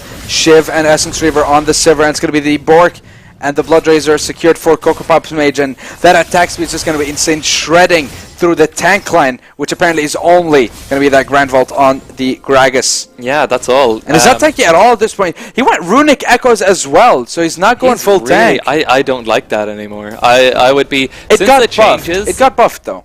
Oh, Runic Echoes? Yes, I mean, the mana regen. So did the... I don't think he really needs the mana regen, is the thing.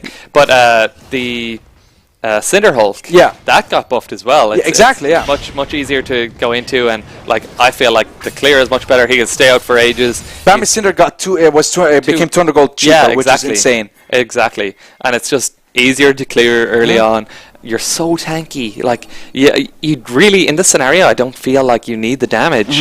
You know, you have Kung Fai in the top lane building full damage because he wants to burst people. He wants to make things happen and take out, say, the Syndra, or take out the Sivir, or take out this Yi. Coco Pops gonna be jumping in onto Steve. He's gonna be actually flashing in front of the Feather Storm and blows him up. The damage coming out of Steve enough to just deal a decent amount of damage, but still not enough to get that kill, or not enough to even dissuade him from the chase. Still, great rotations coming out from the side. Meanwhile, here comes Billy Dar's gonna get chased down here by Kung Fai. Is gonna be able to take him down 1-for-1. Maybe the Ignite might be able to secure the kill. The shield should be coming out from the Lulu, and yes, it does in due time, and gonna be able to save Kung Fai barely. But still, decent damage. Voltomek's only aggressive, crit by crit. And all that damage actually forcing Bran away. They might be able to try and still siege up here and get that turret, but there's still a massive amount of wave clear coming out in the Lulu and in the Ziggs. Yeah, exactly. This Ziggs is just really, like, they're trying to poke him down. Oh, look at that damage onto Bran. The Q from Sivir is just it's so good now. It is actually just insane. Especially with the extra damage that she's getting from the Infernal Drakes now as well. Yeah. That's also adding on top of it. And it's going to make it very hard to clear this wave. Yeah. But now they have it, the Zaya back. Yeah. Give a bit of a helping hand here. Yeah, they do indeed. They're going to get that Zaya. Try and see if they can just get that little bit of assistance towards that mid lane, rather. Meanwhile, Coco Pop's mage constantly staying towards that bottom side of the map, pressuring, putting a little bit a little bit of pressure, as I would say, on the bottom side of the map against LMP here. Going to try and force someone to answer. I love the fact that he pushes the wave, or I think he waited for the minions to hide in the bush on that bottom lane.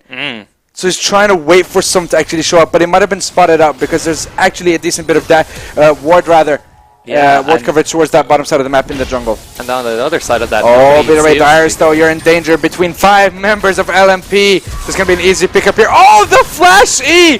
The flash hook shot coming out from Kung Fire.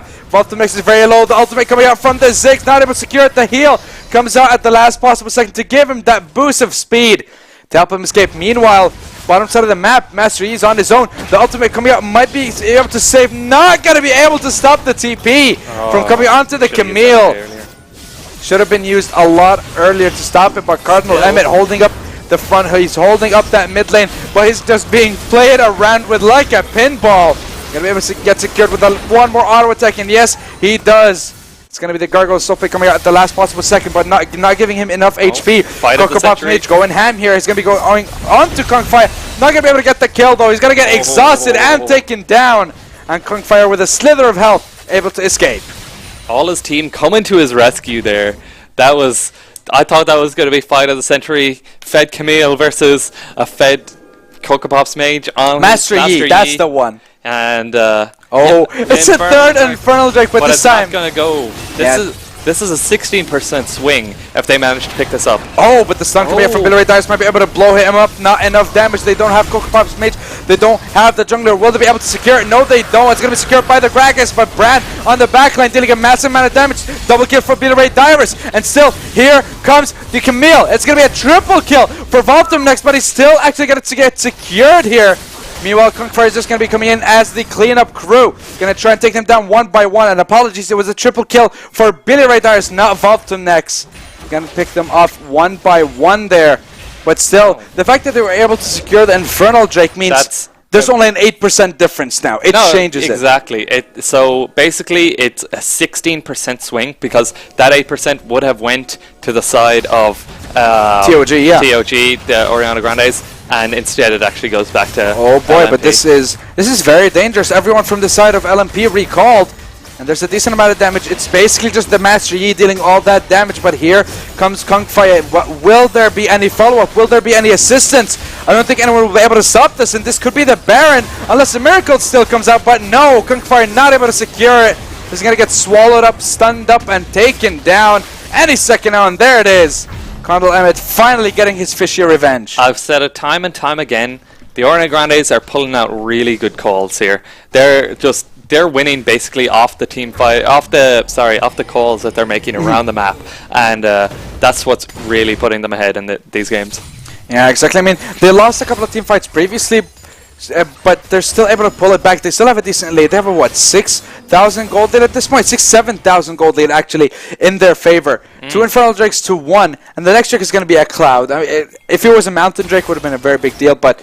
That's only a Cloud. I mean, it's only a Clown. It's only fine, but oh boy, Billy Darius, you did not belong here. You're on the wrong side of the rift, buddy, but he's still actually able to blow up Adriel, and is able to trade it 1 for 1. It's going to be the Gargoyle Stompade coming onto Cardinal Emmet, going to try and buy as much time here. He's going to get rooted up, might get knocked back. The Explosive Cask is available, but the Greyhawk going to get popped, going to try and see if he can slow him down. Ultimate Glacial Fissure coming out from Witzer, going to try and be able to save him. Maybe. Cardinal Emmet is still alive. They're taking so much time to kill him, and he might be able to survive, but no! The Explosive Cask going to be able to finally blow him back, and he's going to be able to escape. Meanwhile, Witzel able to run away, and Voltonex trading 1 kill for a turret towards that top lane, worth any day of the week, and twice on Sunday. Twice on Sunday. It is Sunday, isn't it? It is indeed. Love it. Thank God it's Sunday for all your raid games. You know? Yeah, it is indeed. I mean, look at the CS difference between Master Yi and the Gragas. 1 CS away from that Flame Horizon. Exactly. Just one more. Come on, do it. It's because he's been split pushing this bot lane so often here. Seeing him down there time and time again, trying to get those towers. He's getting really big off it though, and that's kind of what you want. Because no one is able to actually take down the Master Yi in a 1v1 unless a massive outplay comes out from Steve. Just like last time, he was just a little bit unlucky because the flash coming out from Coco Pop's mage. Oh boy! Oh ho ho! A lot of the times in this game, I've seen him using his ultimate, but he's using it at while it's at max range, and then because of that, when he pulls back in his feathers, he's not getting the stun. Oh boy, Grande going to be trying to engage here with a follow-up of Bran. Going to be propping that Righteous Glory, going to get that speed, but the burst comes out. Going to be able to use the Scatter with the weak to dissuade him from the aggression that's currently coming out, but it doesn't even matter. Witzel going to be chased down here. Catfish going to be coming into the rescue. Will he be able to swallow him in time? Yes, he will. But it's going to be the Hextech Ultimatum coming onto the Syndra. Will anyone save him? No, they won't. Billy Ray Dye's going to get secured, and the Featherstorm all over the place, and it's 3 clean kills going in favor of LMP, but they're not done yet. Cardinal Emmet is on the run. He's going to get rooted. He might be able to trade one back. The Greyhawk is going to get popped, but you're only buying time, buddy. You can't do anything with this. He's still going to get taken down, and that is 4 kills to LMP, and they might bring him back. They could still put us a 3-game series. Damn, this is absolutely crazy. This game is so mad. Kung Fire really trying to keep his team in it. It's all of them, all of LMP. They all really want this game. They want to go to game 3 here. Yeah, I mean, the fact that he was able to get the Billy Ray Darius at the back of that fight on his own and just take him down easily. And look at this.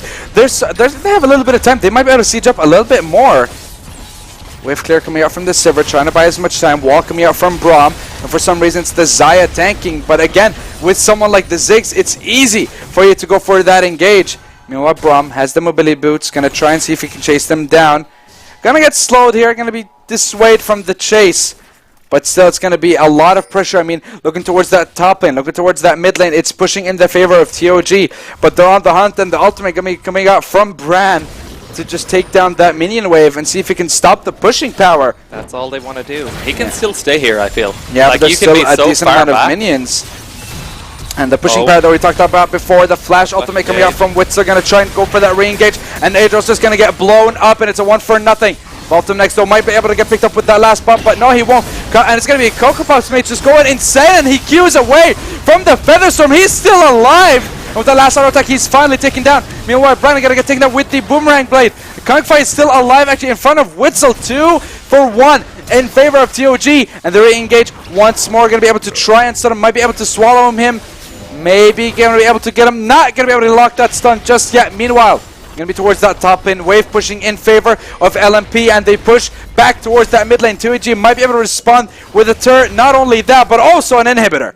Wow, that fight was really close. Like, it was so long. It was so long. LMP were all so low in that fight, and they managed to like stay out for a good bit of it. But obviously, because TOG were much higher HP, it got so close. They got so low in that fight when they were playing against people who were already low HP. Bar that Kung Faya, who just came back, cleared that bot lane, came up, and he was actually the thing that changed that fight. Picking off the Master Yi, you know, bringing in that ultimate from Camille, and it was just the thing that changed it, I think. Because Cocoa Pops Mage is the person who I feel is the strongest part of you don't want to stay there. They're very low, actually. They're being very greedy. Greedy for a Cloud Drake. I mean, no. It's a Cloud Drake, man. Just don't do that. Don't do that now. Don't do that. Yeah, sure. You've been playing you've been doing good calls all this time. You can't. It's the caster curse, man. It's the caster curse. They didn't do it, thankfully, but you know well now they want to. Because you said it, they're gonna ruin it. Exactly. They just want me cursed. Yeah. Never allowed to cast again. Debut. Oh, it's fine. We thought that last time, but it's fine indeed. I mean, look at this game. It's 35 minutes into this game. It's a lot closer than it was the last game. And honestly, just the fights keep on going back and forth. Heavy mid lane push coming out from LMP, and then a respond coming out from TOG with that, in the same lane, getting an inhibitor. But oh boy, here comes Cocoa Pops Mage, and Cardinal Emmett comes in on his own though. Gonna be ultimate, gonna be Zhonya's used, but Cocoa Pops Mage gonna get exhausted, gonna get rooted, not gonna be able to get taken down. He actually dodges the ultimate coming out from that Ziggs. But he's gonna get taken down at 2v5. Wrong place, wrong time, but it's going to be 1-0 so far. Cardinal Emmett going to be the second one. It's going to be a double kill going over to Steve, and they're not done yet. Witzel going to be on the run, and it might be a triple, and they're still going for more kills. The slow gets on Billy Ray Dyrus, might be able to blow him back, might be able to make it a quadra kill, and it could be, but he takes down Bran as well, and he actually gets a double kill. 2 kills secured by Billy Ray Dyrus. It's 4 for 2. But 1v4 able to take 2 back and slows that pushing power. You took down the carry and the mid laner. You have done so well right there, and you've bought so much time for TOG. Exactly. That was the one thing. They would have been able to do Baron so easily off that if Billy Ray Dyrus hadn't blown up both their carries. That would have been game over. It would have definitely. And just like the caster's curse. It happened. It is. I literally told you, 5 seconds before that happened. 5 seconds before that happened, and he just decides that the two of them are going to go 2v5 down bottom lane for the crack. They're just like... For the crack and for the bants. For the bants. I mean, I saw him engage. I was thinking, no. Unless Tom Kench actually had someone with him, it might have been possible. Yes. But on 2v5, I mean... You don't have the items for it. You're crazy, man. You're crazy, man. You didn't go ham. You didn't go ham on your itemization, just going for like a Bloodthirst and Infinity Edge. No, you went a little bit more defensive with the Spirit's Visage and with the that one, Deadman's Blade. That's the one. Yes. It's like words are hard, but Cocoa Pops Mage might be able to actually try and get some redemption here. Speaking of redemption, it's gonna be coming out of the Lulu. Gonna be trying to buy this much time. Gonna go after Grand Health. He's gonna get knocked up, and again. Cardinal Emmett tries to come to the rescue, and here comes Witzel. Might be able to blow them back with the ultimate. It's going to be that 4-man stun with the scatter, the weak, and this could be it. Another on the run. Angel might be able to run away here. He's going to get knocked up. Oh, but Cardinal Emmett's not done yet. He's going to chase him down. Featherstorm comes in, but the lockup and the knockup onto Bran. Decent amount of damage, but the Zayas can only do so much, and that is 3 kills to nothing. And Witzel going to be able to get the slow onto Steve. If they get the skill, it could be game over. But so much damage coming up from those fighters, and a triple kill comes in for Steve. And Billy Ray Dyrus responds. It's 4 for 3. And they still might be able to finish this game. Not really. Meanwhile, Mastery is going to be heading towards that Baron, and Kingfire is nowhere to be seen. He has to play defensively, and he has to play cleanup in the base. Yeah, definitely. Billy Ray Dyrus is playing he's out of his mind right now. But Steve with the triple kill as well. I know, but that stun was absolutely 4-man ridiculous. Stun. Oh boy. And the fact that he stopped the last time from them getting the Baron. And now he's keeping his team in this game. I feel like, Cocoa Pops Mage, I thought early on he was going to be able to carry this game. He was 5-1-1 early on. He had so much potential to be able to carry this game. He just... didn't do anything with it. Since then, he's been involved in 3 kills. They have 26 kills. They're not playing as a team. He's going bot lane. He's not doing enough down there. He's just getting some CS that could be gone elsewhere on his team, and he's not doing enough with it. Yeah, he could be doing more. We thought he might have been the MVP. Considering he had a 30 KDA in the group stages, we thought he might be the most impactful person. But Billy Ray Dyrus stepping up, even towards the Baron. Billy Ray Dyrus was the one who secured it. It wasn't even Cocoa Pops Mage. There you go. With the smite. It's like those little things that matter. But TOG, they have the Baron. They have about a 7,000 gold lead in their favor right now. 6,000, 7,000, close enough. And they're going to try and run it down mid. And meanwhile, LMP going to try and respond here. No one cares about the side lanes at the moment. They want to try and fight it out. They want to pull an A-ramp. And Witzel looks like he's hungry. He might be going for an engage. but decides to go back. I love me ARAM fights. I love me some ARAM indeed. Oh, they're just so fun. Yeah, but actually the inhibitor going to get spawned once more, and here comes Grande towards that backline. Might be able to get the explosive cast. Featherstorm going to be coming in. Might be able to actually stun them and lock them up, but Steve going to be able to blow up Billy Ray Dyrus, and so far it's a 1-4-0. Coco Pops Mage still going to be looking for something here, and they still have the man advantage. They're actually going to be forced to flash away. It's going to be Moral Namakan or actually destroying the amount of potential that he can actually heal. Coco Pops Mage on the back of that fight gets blown up, and so far it's 2-4-1. Make that 3-4-1. Cardinal Emmett picks up Grand Vault, and it's still in favor of LMP, but they might not be done yet. Vaultum next, and Cardinal Emmett now have to try and defend because there's a long time. This is a long time to actually wait for those for your friends to actually come back. 40 seconds onto Coco Pops Mage, 25 onto Billy Ray Dyrus. And honestly, there's a lot of time for LMP to actually pick up an inhibitor here. Definitely, and they might pick up the game. They definitely can. I don't think they can pick up the game here yet. But, like, if they just get a pick here or something, they could end up going to the game. Yeah, they could indeed. Elder Drake is on the map now. Not let that happen right now. And plus, the fact that Billy Ray Dyrus was coming up, they're too scared of him. Yeah. He's playing so well this game. He is, but I mean, he's 12 kills, but he's also 10 deaths. But he's getting focused very hard. Yeah. By, like, for example, Kung Fai jumping in on him. You know, it's pretty hard to play against that team. It is pretty hard, but look at this Cardinal Emmett on his own, able to push them away from the Elder. They're going to be able to push back. Adrian force the flash onto him, and here comes On the Hunt. Going to try and go for that chase. They're hungry for kills. Massive mini wave towards that top lane, but no one even cares, and the Scatter of the Week going to be able to pop 1, not 2. Brian going to be using the ultimate, but he's going to buy as much time, but it doesn't even matter. 2 kills for 1, and the ultimate coming in. The Glacial Fissure buying as much time, but here comes Coco Pops Mage to try and pick up some kills. He's going to be going to the backline. Adriel not going to be able to do anything. Vaultum next on that backline, just shredding them one by one. 3 kills to nothing. Make that 4, and it could be the last kill, and this could be the game. Kung Fire, the sole survivor for the side of LMP. They're still going to go after him. They're still hungry for those kills. He's in the lane. Coco Pops Mage is hungry, but they still are wasting time. Yes. Go for the game and go for the end. Why are you chasing down the top laner? Vaultum next on his own towards that inhibitor. Will definitely be able to pick it up here, but nothing after because there's super minions running it down mid, and they're actually on the Nexus. It's 4 TOG. Wow, they managed to get a turret as well. They managed to get a turret towards that top lane with that massive minion wave, but I'm surprised. There was 4 members, and they're still down. There's 4 members for the side of LMP who are currently dead, and they still didn't go for that Elder Drake. Yeah, that was so silly to chase down. Like, oh, they wasted so much time. They're just, the caster's curse came in. I was saying that, you know, that's all they had to do. Like, they were pulling out great calls, and then they're chasing around Kung Fire around the map on 100 HP. Like, oh, I don't understand. I don't understand either, because that Elder Drake looks very, very tasty right now. Sorry, I cursed you guys. Like, yeah, it's not there. It's your fault. It's not their fault. Exactly. It is. It's like you're the one to blame here. Exactly. Just blame the casters. Yeah, always blame the casters. That's how it's done. I like blame my jungler, but well, yeah, we're the new junglers. Oh, it's like right. We're the ones who get blamed now. Glass.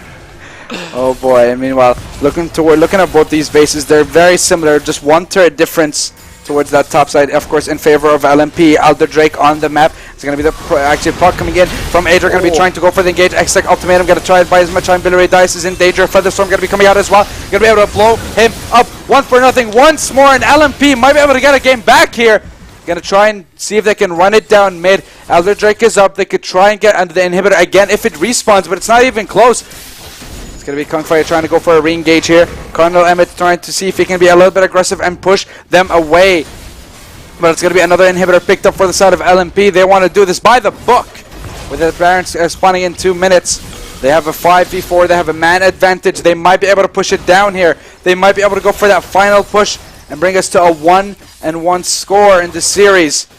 But they're going back as well. I think they're scared because they know what's on the line. Yeah, they do. They know that if they lose this, they're out. It's over for them. Like, they need to bring this to game 3 now. They need to just play this as best they can, just try and make sure they get the win. Did you see what, like, Kung Faya did there as well? Oh, they're going to get that Elder Drake. And they really want to force Dragon Elder Drake here. Just going to give him a decent buff. That's pretty good. Yeah, you do not want to fight them 4v5, and you sure as hell do not want to fight them when they have an Elder buff with 2 Drakes. It doesn't matter how much it is. Oh, Witzel, though, everyone is out of position. And it looks like On the Hunt is going to be proc to try and save Colonel Emmett. The stun comes out to try and buy even more time for TOG here. Meanwhile, Master Yi, what in the world are you doing towards that top side of the map? What is even happening? CS. Just juicy CS. You see it somewhere on the map, you gotta go for it. It's there. It's just ripe for the picking. I'm about to face wall right now. I can do it for you if you No, want. this is the stage I am in. From this, like, I feel like they should have just pushed it down. Like, the Yi wasn't able to do anything there. In the position that he was in. And if they forced a fight, they could have ended the game. They could have, exactly. They would have forced him to base. Like, he's not going to win a base race. I mean, it's Master Yi, but he's not going to win a base race against 4 people. Exactly, not 4 or 5 people here, yeah. Yeah. Meanwhile, I mean, we're talking about the Dragon, we're talking about the setup. That came out from the set of LMP. Meanwhile, TOG respond and set up for that Baron. Push the top... English is hard. The push towards that top lane that came out from Coco Pop Sage might have actually benefited them to actually just buy them a wee bit of time. Exactly.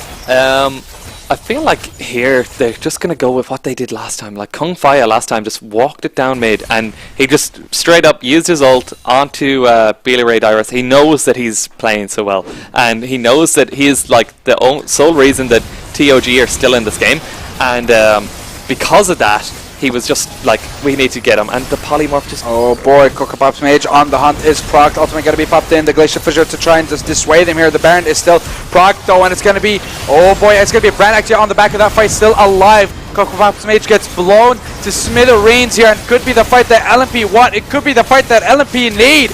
It's going to be a double kill, making that a triple kill for that Xayah. It's going to be on the backline. Camille picking one up, and it's going to be Voltum next on his own. He's going to get slowed. He's going to get taken down almost. It's going to be the Hex Tech, or rather the Hex Drinker, going to be popping here. Grand Vault still looking for that kill, but in a 1v5, you are not going to survive. It looks like LMP might be bringing us to that last game. The Flash Body Slam sure to get that kill, and the last attack coming out from that Camille. First Nexus Turret taking down, second soon to follow. It's going to be an ace going over to LMP, and they fight back and they take one more, and they get us to a game 3. That was definitely very impressive. Kung Faya MVP for that game. Definitely. 100%. I mean, the fact that he's just able to constantly get to the backline and pick on the carries. I mean, Billy Ray Dyrus had so many deaths. He had, and he couldn't do anything about them. Like, he was getting polymorphed, he was like getting the Kung Faya jumping on top of him. He couldn't do anything about it. It was so hard. It was so difficult for him. And then Coco Pop's Mage just going on so many solo missions, I felt, throughout that game, just constantly trying to carry when you shouldn't really be doing that. What you did in using Mastery in the first game was all right, but I feel if you're not dealing as much damage as you could, if you're not able to blow someone up, then what are you doing? Yeah, I mean, he's supposed to be like this kind of thing that does just sustain damage through the fight, but he was just like split pushing all the time, and I'm not really sure it was the optimal strategy to go for there, because he was so strong early on. He was 5-1-1.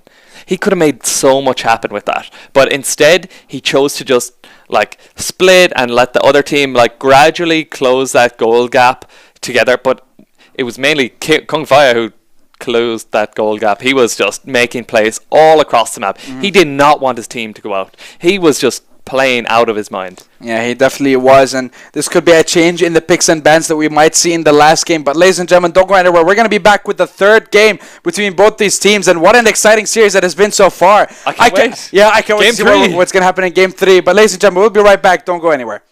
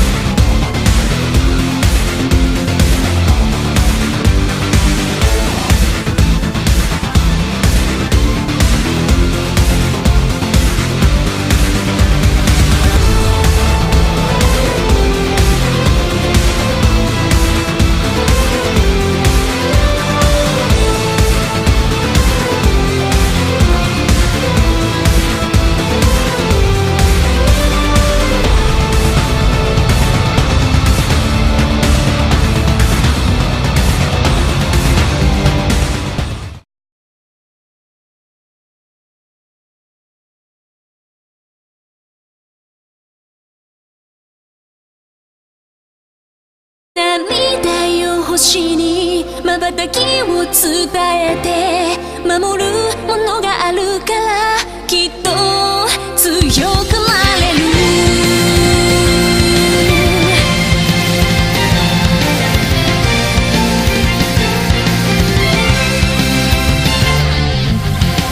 語るべき言葉なくした星の守りでは時の果て夢の果て闇に立ちすくんだ風を呼んでみたんだ空に向けて誰かを呼んでみたんだ光求めたソリチュードかすかなレゾナンス確かに届くロマンスそんな流れ星たちを抱き留めた明日が見えなくだって乗り越えなくちゃって奇跡の奇跡描き未来へつなぐ Growing High 心のフォトンが銀河にこぼれて道を強く照らす Burning Bright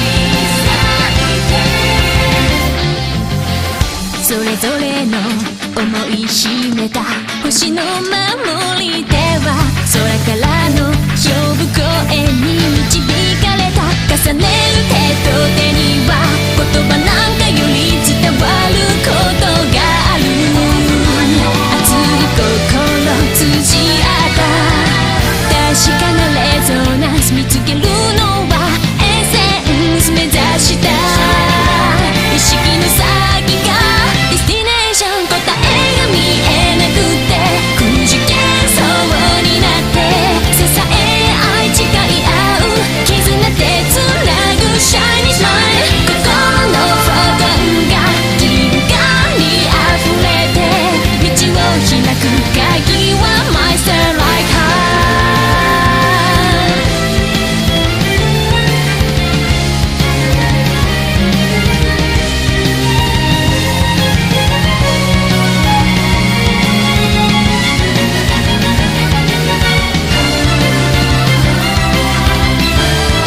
明日が見えなくだって乗り越えなくちゃって奇跡の奇跡描き未来へつなぐ Growing High 心のフォトンが銀河に溢れて道が開いたら羽ばたいて行こうよ乗り越えて行こうよ星空と溶け合っていつまでも行ける Fly High まっすぐ願いを世界に歌って新しい夜を新しい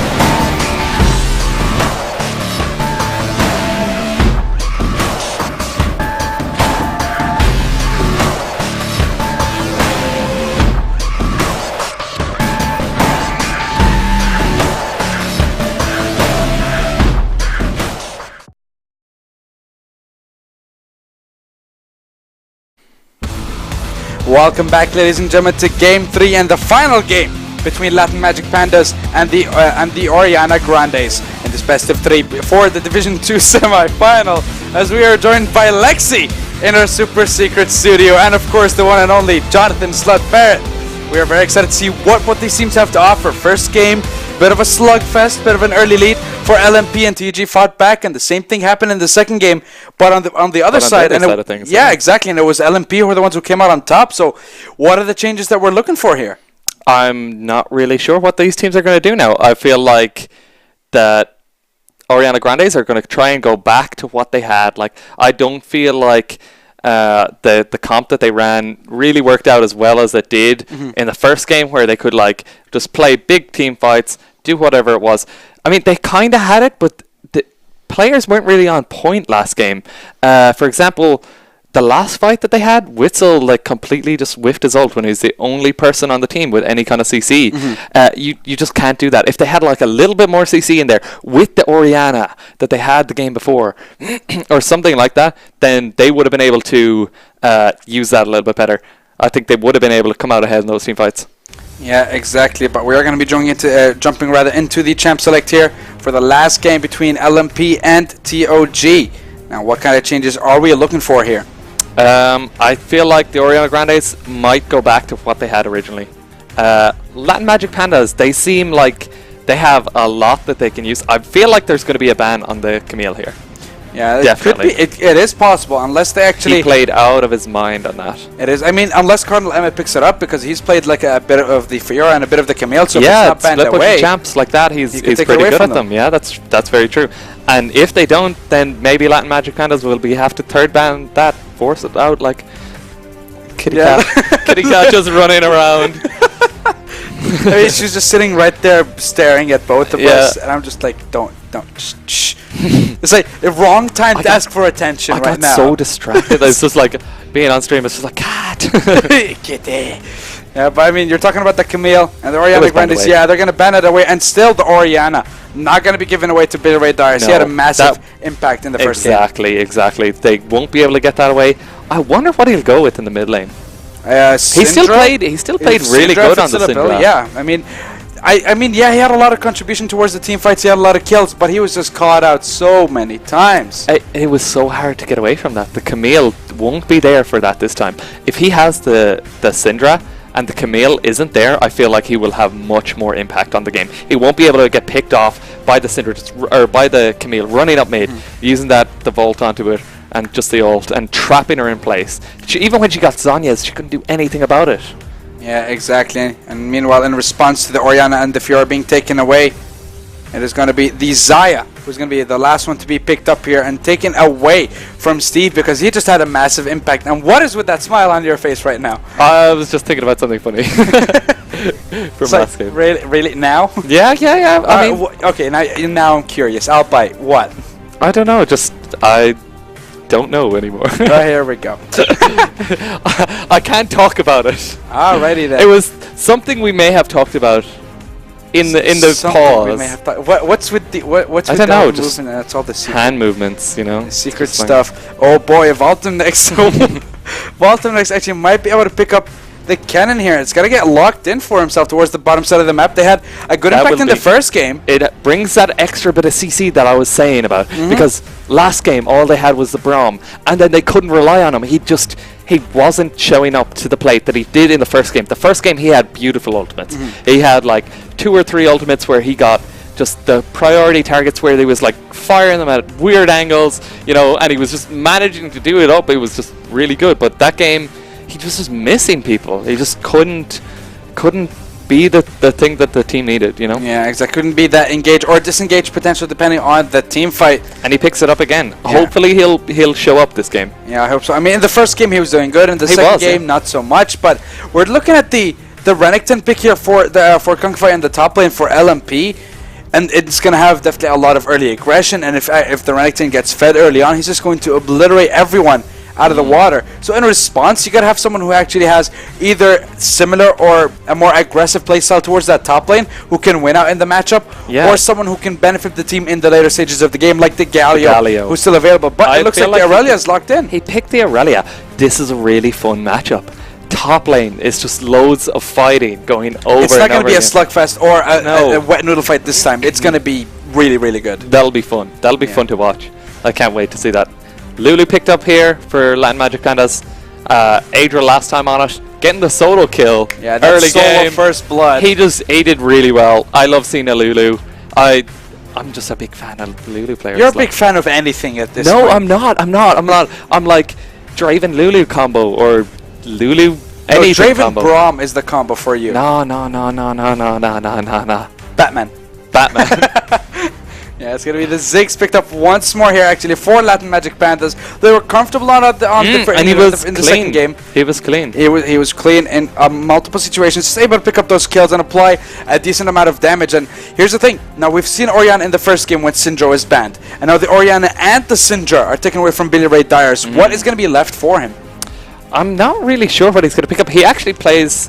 Galio? If the Galio's not banned here, it is a possibility. Exactly. He played Galio in the mid lane in the past, where it was just a flex pick on the team, and I feel like he could pick that out, but I'm not sure about how much damage the team is going to have. I suppose Aurelia does give off a lot of damage in fights. Yeah. She really does. Yeah, and there was I think just a little bit of a change towards her ultimate. 20 seconds off her cooldown, 20, then 10, then nothing. So her ultimate does have a shorter cooldown in the early stages of the game, so that could benefit her laning phase to actually fight with the Renekton early on. That's true.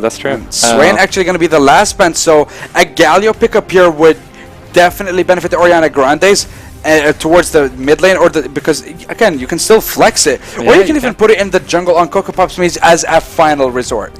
I'm not really sure about that one. I feel like he will probably pick up his Master Yi, and Latin Magic Pandas aren't afraid of that. They're not afraid of it. After they saw him last game, he didn't have enough impact. He got early kills, didn't do anything with them.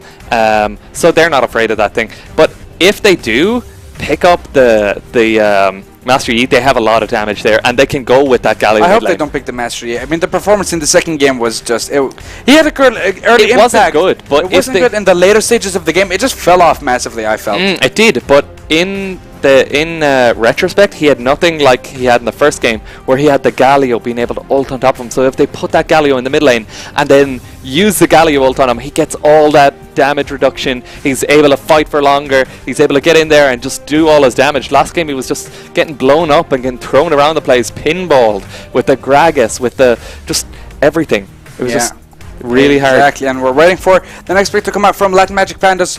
They already have the AD carry is what they need to pick up first. The Caitlyn, the Xayah, the Tristana going to be taken away from Steve here, so he might rotate to something like the Jhin or something like the... I'm trying to think, maybe Varus? Ashe? Sivir? There's still a lot of AD carries that they can go for to try. Sivir, possibly. Sivir would do really well. With the Lulu, it's still a decent amount of damage early on. So we're just going to have to wait and see exactly what's going to be the pickup here for LMP. Yeah, with the Lulu, it's actually a pretty good pick as well. I'd like to see a Varus here. Something, because they don't actually have that much CC. But they have a lot of poke with the Varus and the Ziggs. The Ziggs and Varus together, and then they have that protection for him with the Lulu. So I feel like that would be a good pick. I'm not really sure if he plays that, but I feel like that would be good with the ult, being able to keep everyone in place and be able to like peel back from it. Not that you're going to peel away in Aurelia. All that tenacity. No, that's not going to happen. You're not. So imagine that with Merc treads as well. Oh, it's so nasty.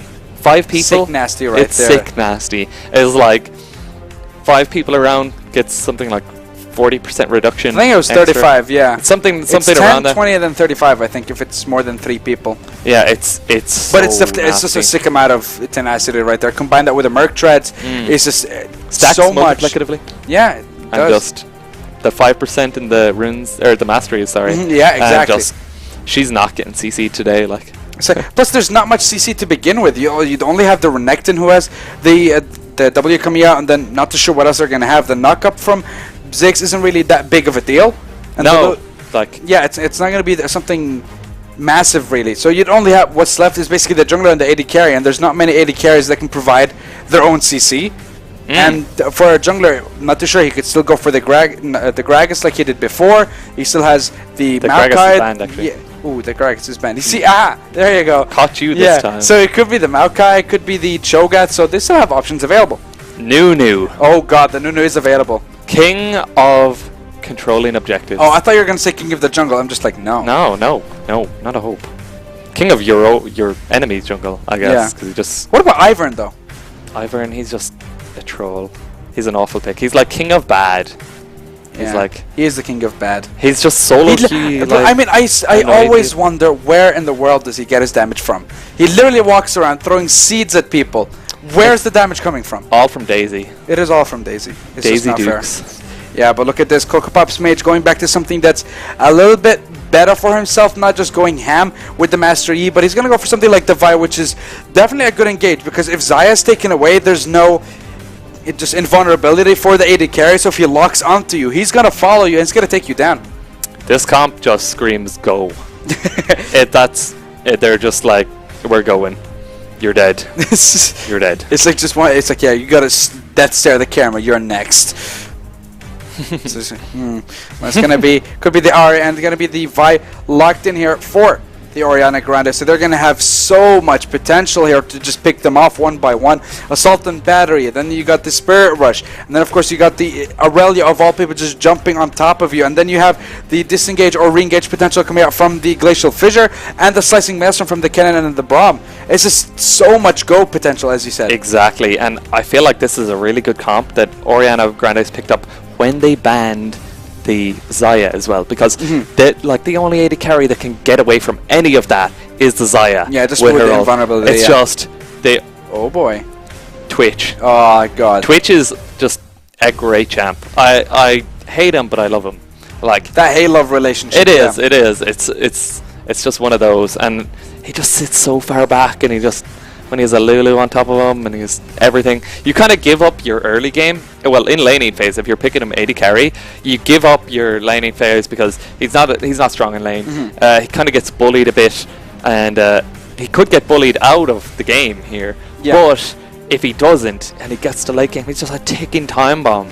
Exactly. He's ready to go off and just rat-a-tat-tat everyone. Yeah, it's good of you to actually say rat-a-tat-tat because it was changed from Spray and Pray. I used to love that name as well. I mean, rat-a-tat-tat has a ring to it as well. It does, I mean, I guess. I still miss Spray and Pray, though. I know. It's like Luxult, Finalis Funkin'. You know, the very that was what it was called before. But I mean, the one thing I really want to point out is the combo for Steve and Granvolt on the Nunu. Because you'd imagine if he had Bond of Stone and then he'd just jump between everyone, use that ultimate, slow everyone down, proc the Bond of Stone, and then you just have Twitch on the backline getting a massive heal just from the Bond of Stone, comboed with maybe a Bork that is definitely going to get, unless he goes like for full lethality, because Duskblade might work. Duskblade doesn't work on him as well as it would. I don't think so. I don't think you want to go Duskblade in this. It's more beneficial to go Rune and I feel like it's more edge, isn't it? Well, you can go the Duskblade on Twitch AD carry if you want to, but that's generally like more of a solo QE build. Yeah. So with that, you kind of want to be doing things like randomly roaming mid, and just picking up random kills where you're just looking to burst someone, get them out of a fight, cause loads of havoc, and just ruin your solo queue experience. I hate solo queue. I hate solo queue too. Why are you whispering? I don't know. I've like 25 games. You don't want solo queue to hear you. That's the thing. Oh yeah, just don't want League to hear you. Yeah, I mean we're currently casting League. I think like no, but I mean about solo queue, it's like just it's that's fair enough. That's fair enough. Yeah. But I mean, looking at both these compositions, you have a decent poke coming out from the Ziggs, maybe a little bit from the Lulu, but the engage potential definitely from the Orianna Grande is a lot stronger. Definitely, and they'll find it very hard to peel it off, Latin Magic Pandas. But what they do have is this Nunu, when he gets loads of HP and he gets Locket really strong, and he could just sit in the middle of a fight and just ult and slow everyone who's trying to dive in to actually get this engage, and then they've the Lulu to try and protect that Twitch AD carry. It's going to be difficult to see if Orianna Grandes can get on the Twitch and burst him down in time so that he can't contribute enough to the team fight to actually win it, because he is going to be a big factor in fights if it gets to late game. Yeah, it definitely will. I mean, in the first game we've seen a couple of members from the Orianna Grandes pop off, and in the second game we've just seen the top lane, of course, for LMP destroy everyone, and the fact that he was able to get on Billy Ray Dyer's time and time again and burst him down in those team fights and just open up make it easier for them to actually control the map, put down vision, get down objectives, and just contributed so much for the team. And this time they're putting all the eggs in the Twitch basket right now. I mean, they're putting a lot of eggs. I suppose the Renekton... There's just eggs everywhere right now. Yeah, they're just... I mean, most of them are in the Twitch basket there. But I'm not... I'm going to give this one to Orianna Grandes, I think. How about you? I mean, I would have given it to them if I didn't see their... Just based off comp alone. Off composition, again, it would definitely... If they're able to burst down the Twitch, I'd say it goes over to them. But they're still there... If maybe the Renekton was a Galio. Like, if they had a Galio instead. The Galio wasn't banned, if I'm not mistaken. Then definitely it would go over to LMP, just because you'd have the wild growth, you'd have the damage reduction coming out from the Galio as well, and then you'd still have a decent amount of damage from the Ziggs and from the Twitch, and just peel for those carries. But the fact that it's a Renekton, if he falls off in the early game, then I think it's just all over. It's going to be very hard. It's going to be because Renekton is useless late game if he's not ahead. You won't be able to split push against the Irelia. You won't be able to contribute towards a team fight because you're so far behind. And as a tank, you do literally nothing. You jump in between everyone. You do no damage. You'd have no impact. All you have is one stun, and that's it. Yeah, I suppose. I feel like there's a bit of a mismatch here in the comp. They've picked like this early game top laner that's like trying to bully out the opposing top laner, but it's like they want to kind of get to late game because they have the Twitch and they have like the Nunu who's good for objective control. They have all this kind of comp based around that, and like, it just seems like the Galio, now that you mention it, it is really would have been more beneficial here. But the only thing with it is that they would have had triple AP comp. Yeah.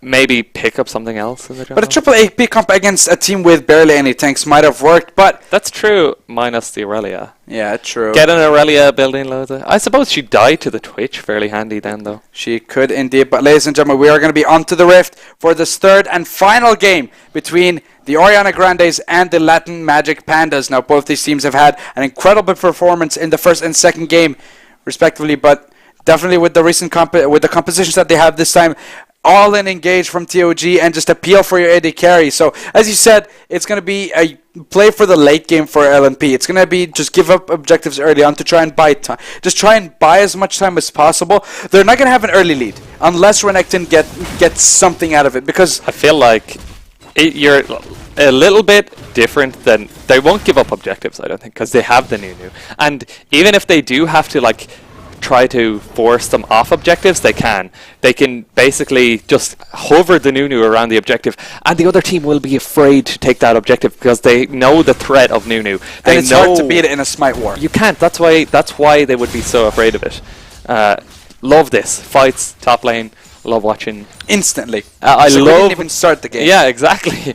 It's like I love watching those top lanes where you just get a bit of a brawl going on. Two bruisers just going at it, beating away. Yeah, it's going to be really, really exciting to see what they're going to do. But I'm looking towards that bottom lane here. Now, we have a Doran's Shield for the Twitch and a Doran's Blade for the Cannon. I would have liked to see a Doran's Shield as well for the Cannon, just because of the Twitch passive. Now, hear me out. Of course, whenever the poison keeps stacking, if you just get one auto attack onto you, the poison is going to keep refreshing the passive from the shield, and it's just going to heal you for so much. I feel like the thing is here, the reason they don't do that is because the Twitch poison early on is not enough to signify wanting that damage reduction in it, and you want to be able to bully that lane. You want to play against... If you're going against the Twitch, you know that the Twitch... actually, King Fire is going to be under threat here towards the top lane. He's going to be forced to flash, but he's safe.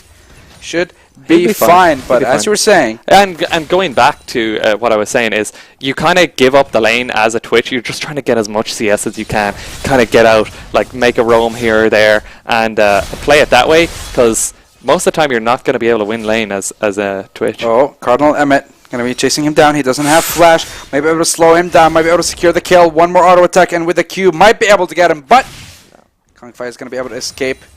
A little bit hurt, though. But it's going to be fine for now. Might be forced to TP to stay in the lane and just stay close in this matchup, but we can already see the power of the Aurelia and how much damage she can apply. Yeah, definitely. I love these fights top lane. It's like you're so passionate about everything. No, it's not everything. If I see a call towards the bottom lane, you're just gonna have a hissy fit, aren't you? Not a hissy fit. I mean, it would be nice, but I'm just gonna see you jumping around our secret studio. Yeah, pretty much. I'll get Lexi out and just throw her around. Shit, secret. Oh yeah, I mean, not super secret studio that is not Dawood's place. What? What? What are you talking about? I'm homeless. Yeah, exactly. You are homeless.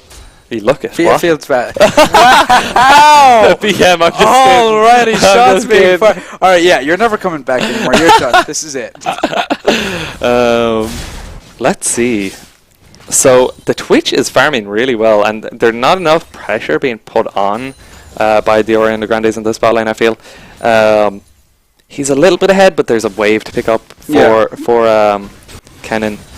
I mean, you're talking about the fact that he might actually be falling behind, but he's doing pretty well so far. No, but that he should be able to fall behind. Like, that Orianna Grandes would be able to take advantage of this. The Lulu, though, this Lulu is just...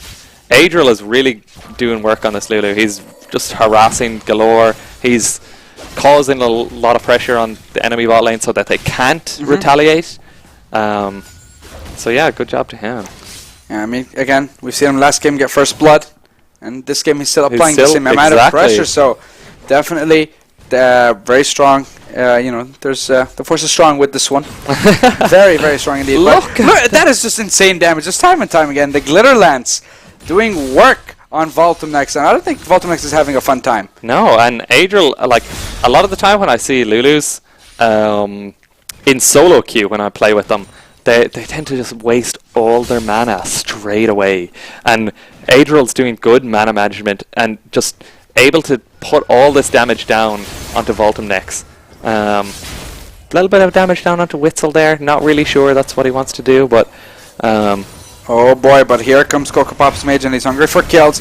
Gonna be Steve able to sneak his way around. Very clean escape. Yeah, very clean escape indeed. Meanwhile, I think the Nunu's onto the Dragon Pit, and he might actually secure the Dragon. Wow. And there it is, a Mountain Drake secured this early on. That is a very early Drake to secure, and you were talking about the objective control from the Nunu and what he can offer. And that right there is it. Meanwhile, Bill Radar is going to get a roam coming in from Kingfire. Good thing he was 6 there. Yeah. That would have forced the Summoner if he wasn't level 6 there. But and again, Kingfire didn't have the flash, so I don't think he would be able to flash stun him just yet. No. And so good rotations coming out, trying to make those plays early on and trying to see, again, because they constantly keep getting those leads in every game.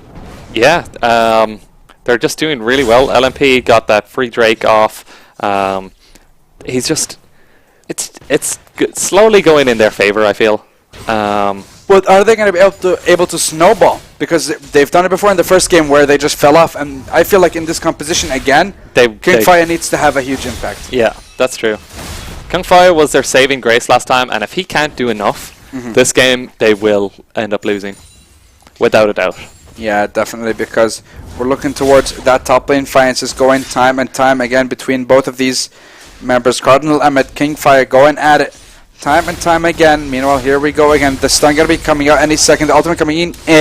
Kingfire might be able to secure the kill. He's going to be flashing aggressively. Gets the stun and gets first blood. And that's what we're talking about. Kingfire, you said he was a saving grace. Will he be able to do enough? I think that answers your question. I hope so. He's definitely playing really well here in top lane. He got ganked, had to blow his flash, was getting bullied a little bit because the jungler came up, but he's really showing that he wants this game. He wants this game. I mean, he wants game 3. Definitely, because... He wants game 3 done. Yeah, he wants game 3 done, indeed, because the aggression paid off, definitely. He played around the fact that his flash, rather, came up at that exact time, so he knew that he can be aggressive and thought maybe Cardinal Emmet didn't have the proper timing and was able to play around it, rather, and get that kill towards the top lane. 2 Doran's rings, or 2 Doran's blades, rather, and it's going to be the Fade as well. Now here's the thing, we all know that Aurelia, whenever she gets that Triforce, she just does insane damage. But it's going to be tons of damage. Specifically. Very, very much damage. So much damage. Such damage, much wow. But yeah, Kingfire is going to be getting the Black Cleaver, of course. I don't think he's going to go for a Triforce. No, he'll well, yeah, Black Cleaver on Kingfire, for sure. just that armor shred combined with slice and dice. Yeah. It can be very, very strong. I was wondering if he was going to go like a lethality build and like try to do like some kind of solo queue Renekton style where you just go full carry kind of mode. Oh god. That it'd be really good too because you get levels because you know how it's based off your own level now? Yeah. Well, the fact that you get so many levels top lane if you just keep going top lane and not try to influence the rest of the map and just try to get levels and levels and levels, like you'll get so much lethality based off that. I think it's like you get 16 of the 18 lethality at I think it's level 11. I think so. It balances off after level 11. Yeah. It's about that, and it's so if you're like early on, you just get so much of this lethality, like you just bully people out. Oh, meanwhile, Cardinal Emmett might get baited here towards the pit, but little do they know, Coco Pop's mage is on the hunt, and it's going to be the ultimate going to be stopped here. The Assault and Battery chasing down the Skirmisher Saber, doing work, burning away. But it's going to be a double kill secured for Kung Fire because he doesn't care, and he just shreds through them like they are nothing. Savior Kung Fire for LMP. I mean, if it hasn't answered your question yet, 3 kills He's already. He's definitely answered my question. Yeah, he might be able to get the... He wants this game. He just wants this win. He's showing. I mean, he definitely deserves it so far. Definitely. His performance in the second and then the third game has been very, very promising. Outstanding. He's going to try snowball this lead now, bully out that Aurelia, make sure she's not relevant when it comes to later game team fights. Yeah, definitely. Meanwhile, it's going to be Witzel forcing the ultimate. It's going to be as well in response here. Coming out from the Adriel. Going to be trying to use that wild growth, but Brand is under threat here. The flash going to be coming in. It's going to be securing the kill. Billy Dyrus takes one back for TOG. Meanwhile, red team, oh boy, LMP still going to be securing objectives left, right, and center. And with the Rift Herald secured 10 minutes in, this could spell doom because if they get their first break gold... Yeah. If they get first for gold again on the Renekton towards the top lane, but it doesn't even matter, and it's going to be the Slicing Maelstrom coming in from Voltum next, but the TP coming in from Kung Fai, he is hungry, he is done with the jungle and top laner, he wants kills all over the map. Coco Pop's Nate actually has his Q almost stopped and the stun. Yeah, he is going to influence so much this game. But I think with their rally towards the top lane, might be able to get that first blood on the turret. The first tower? I'm not really sure.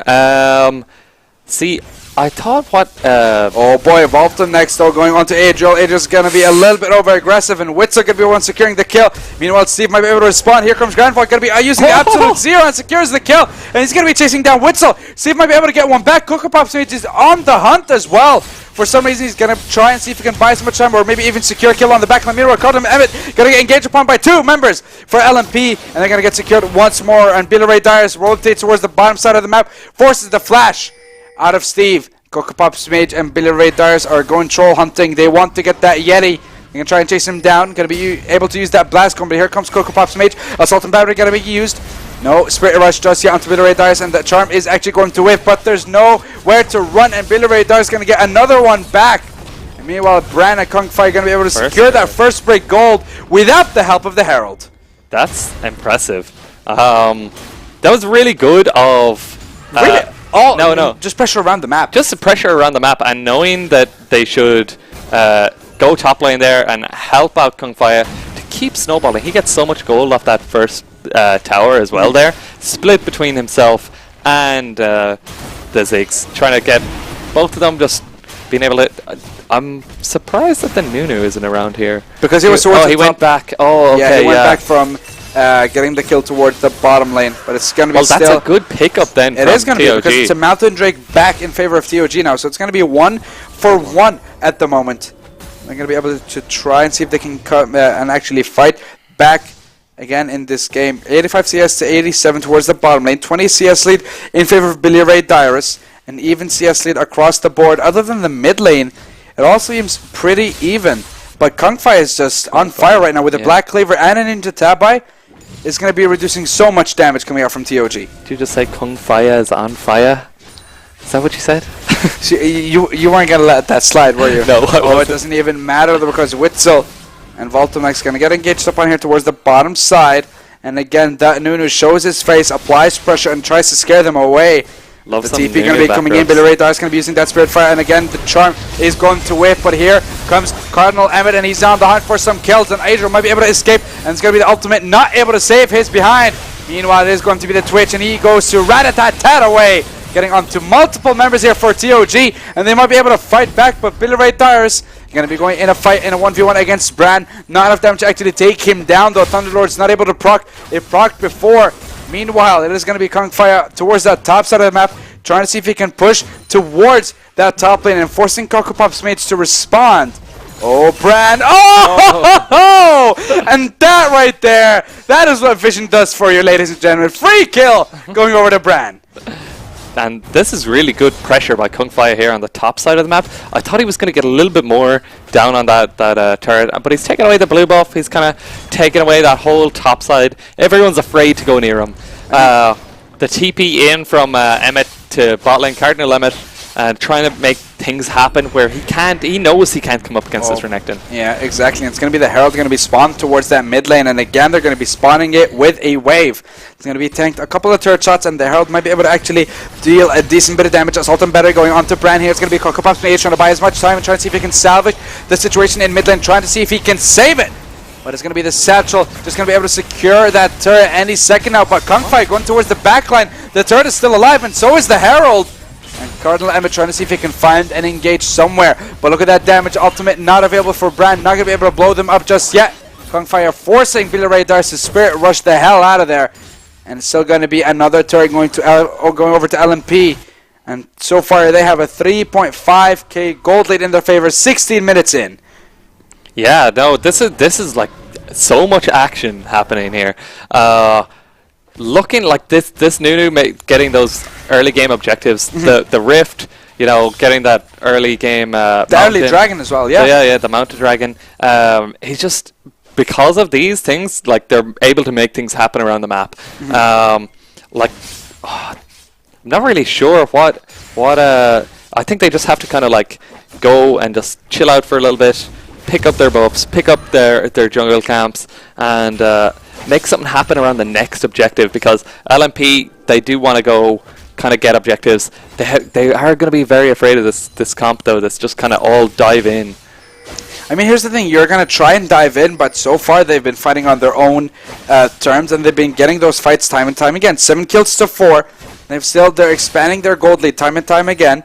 And the fact that they keep getting those turrets and just applying that pressure all over the map and opening the map up, so there's going to be a lot of pressure towards the bottom lane just because that's the only turret that's currently available for them as a tier 1. So it has to be focused down somehow. It is one thing about this comp.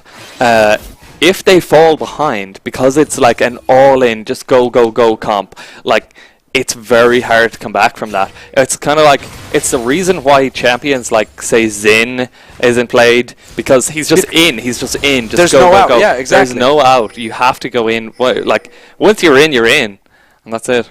Exactly, and I'm actually kind of surprised because I just noticed this now that Cardinal Emmett has Courage of the Colossus rather than Fervor. I think that's why he might have not been able to win that early fight, but it doesn't even matter because he's about to lose this fight as well. Turret not going to be able to do anything at this point. Cardinal Emmett going to get taken down, and again with that Nunu, with that Renekton towards the top side of the map, they're going to be able to secure another easy turret in their favor and expand that gold lead and just see if they can set the side of TOG so far behind that they can't come back. Meanwhile, Billy Ray Dyer's going to get engaged upon. The dash comes in, the stun, not able to land, and the exhaust is actually going to be able to save him. And the Orb of Deception on its way back takes down the Crocodile. And meanwhile, Bran going to be fighting out with Coco Pop's mage. One more attack, and it actually would be able to secure that kill, but the flash has been forced, and it's going to be the Q trying to slow him down. Going to be trying to eat that Gromp away, but there's only so much you can do. It's going to be the Orb of Deception, maybe. Concussive Blow is going to be able to secure the kill. Not really. Billy Ray Dyer is finally going to be able to take one back as well. He's 5-1-0, 30 CS ahead of Bran. And if anything's going to happen for TAG, if anyone's going to be able to push them back into this fight, it has to be the one and only Billy Ray Dyer. I'm really liking this pick that he picked up. I don't think I would have liked the Syndra as much in this game. He's roaming around. He's making things happen with that Ahri. He's 5-1-0 now. He's the answer to Kung Fire's like, I'm going to carry this game, and Billy Ray Dyer is just coming across. He's like, nah, I'm gonna go everywhere you go, and I'm gonna stop you. Yeah, exactly. I'm gonna make sure you don't. Yeah. Positively, indeedio.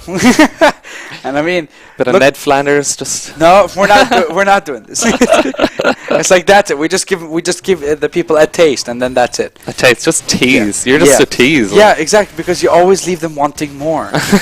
So now they want more. No, they don't. They never ask for more.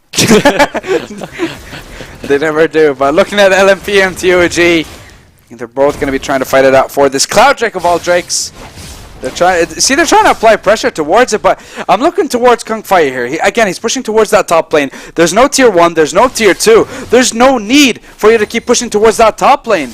I think he's just trying to bring pressure because he knows that someone will have to answer him eventually. Yeah, and he knows that Cardinal can't. And if he can draw away Billy Ray Dyrus from the fight, who's the only one who can deal with them, I feel like that's a win for him because slowly... Adriel, Witzel, Voltomex are going to be on the hunt here for Adriel. He's going to be forced to flash. Was the last auto attack actually cancelled?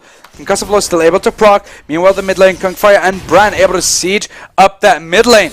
They might be able to actually try and force him back. Look at that damage coming from the auto attack. Meanwhile, the Charm going to be landing in, and the Spirit Rush is going to be dealing massive damage. And Brad's going to get taken down. Also, the battery coming in, forcing him back into the turret range. And they're going to try and chase him down. Meanwhile, going back to the bottom side of the map here, Slicing Messerum coming in, forcing Steve to flash away. Kongfire again towards the mid lane, to the bottom lane, to TP. Coming back again, right at that tad away. Witzel's going to be going against that Twitch, but here comes Cardinal Emmett. Going to be trying to see if he can get some of this action towards this bottom side because it is all over the place. It's all over the place right now. It feels like everyone's still like in laning phase almost. Like no one left their lane. They're just staying in lane. I mean, it's good for say Twitch because he just gets to scale and scale and scale to the point where he can just two-shot people with his ultimate. But and he's not actually going that build that we thought he might. You know, the solo queue Dusk Blade build. He's going to be going the regular build. He'll go the regular build because he knows that team fights are what's going to win this game. Exactly. Just gonna. It's so good once he gets to late game. He just when you get the items like the Borg Infinity Edge, Rapid Fire Cannon, Runin's Hurricane. As soon as you get those 3 items, you get those crits, but it doesn't even matter because this is not the situation he's in right now. He's going to get locked down and taken out. Voltum next takes one back for the team. Meanwhile, here comes the TP. Kongfire going to be able to try and re-engage. It's going to be the Inferno Bomb coming in. Not going to get anything. The Borg going to be procced onto Kongfire to disengage. And a free kill going over to Voltum next. Yeah, they didn't even have to use any... Oh, they used Ignite. That was it, I think. Or was it Exhaust? No, that's an Exhaust. That's an Exhaust. I'm blind. You know, I need those glasses that are... No, you leave my glasses alone. It's like they're brand new glasses, okay? Yeah, no, just a lot of CC out from the bot lane from the Orianna Grandes. Like, just... It's so much CC. How do you deal with that? It's just... You don't. You don't. You just die. You just die, yeah. You sit there, make a cup of tea, come back, you're still CC'd, and... You see, now that I think of it, I would love a cup of tea right now. Oh, I'd love a cup of tea right now. You see, I think I stopped drinking tea when I moved in here. Why? I don't know. Anyway... I moved in where? I mean, I'm homeless. What am I talking? Exactly, you're homeless. What are you talking about? We're in the raid super Cardinal Emmett getting back this top lane turret, just trying to even things up here. Good job from him after being like behind, and he's not. But look at the rotation though on your minimap, but it doesn't even matter. Billy Ray Dar's going to be going in hand. The exhaust comes out a little bit too late, and it's going to be the Ignite who secures the kill. Cardinal Emmett going to be engaging onto Ariel, and again forcing that ultimate. Cardinal Emmett should be secured here with the Twitch poison, but I don't think he will. And it should be Nunu picking it up, and still the Transcendent Blades buying enough time. The turret kill might be able to get it, but the snowball, and still the minion auto attack's not enough. The Redemption we're going to be able to secure the kill. Not really. He tries to fight it out. This is very dangerous. No, he's not going to escape. He might have been able to walk through between those turret range, but he's not going to be able to fight it out. And after such a long chase, if he had the minion wave there when he came, he probably would have got away because he could have queued to the back of the minion wave and just ran away. But the fact that he survived after the turret shot and the snowball. I thought he was going to get away. I thought he must have. That would have been a James Bond type escape. Like it would have been. Just imagine an explosion in the background and him just walking all cool. But you know, this isn't James Bond. This is League of Legends. This is League of Legends. We're all ruthless. Salty. Yes. Ruthless. There are no survivors. You all die. It's like the day you sign up is the day you sell your soul. That's how it works. it's just pretty standard now. Everyone seems to be rotating around, kind of getting together a bit more, grouping a little bit more. 23 minutes into the game. I feel like this could have happened earlier, but LMP didn't let it happen. They wanted that Twitch to scale. Now he's getting a few kills under his belt. A little bit, more happening. He has items. He'll be able to do a little bit more around the map in fights and team fights and whatnot. Yeah, exactly. And we're talking about something that TOG have actually been doing recently. They've been going for fights. They've been trying to just get those kills back, and more. I think all of it's just been coming out from Billy Dyrus because he's been forcing them towards that mid lane. And the fact that they had a 4 or 5k gold lead for LMP a couple minutes ago, and now it's a 4 or 500 gold lead only for LMP. And now it could be going in the favor of TOG because they're sieging up towards that mid lane. And the Orianna Grandes might be able to finally take down the turret, and the Mega Inferno Bomb comes in a little bit too late. Meanwhile, Billy Dyrus going aggressive. The ultimate going to be coming in, but here comes the Nuno, and here comes Bran. Might be able to force him back, but the Spirit Rush going to be able to actually get him out of there. And the ultimate, the Glacial Fissure, going to be trying to disengage as well. And TOG still come out on top, and now they're dead even in gold. Yeah, Billy Dyrus, he's coming up big this game. He's just making picks around the map, and that's kind of what's keeping TOG in it. I mean, it looked like a down-and-out game when Renekton was snowballing ahead, getting 2 towers top lane, still pushing it, trying to influence everywhere else on the map. It seemed like it was down and out, but Billy Dyrus is just showing them who's boss. Yeah, exactly. And I think the fact that Kongfire, as soon as he destroyed the 2 turrets towards the top lane, he's done nothing. Nothing. Because at this point, you're supposed to rotate towards the bottom side and see if you can split push that out because the Baron is available. Yeah, exactly, and he knows that nobody can deal with him there, and if he was pushing... I think they really can at this point.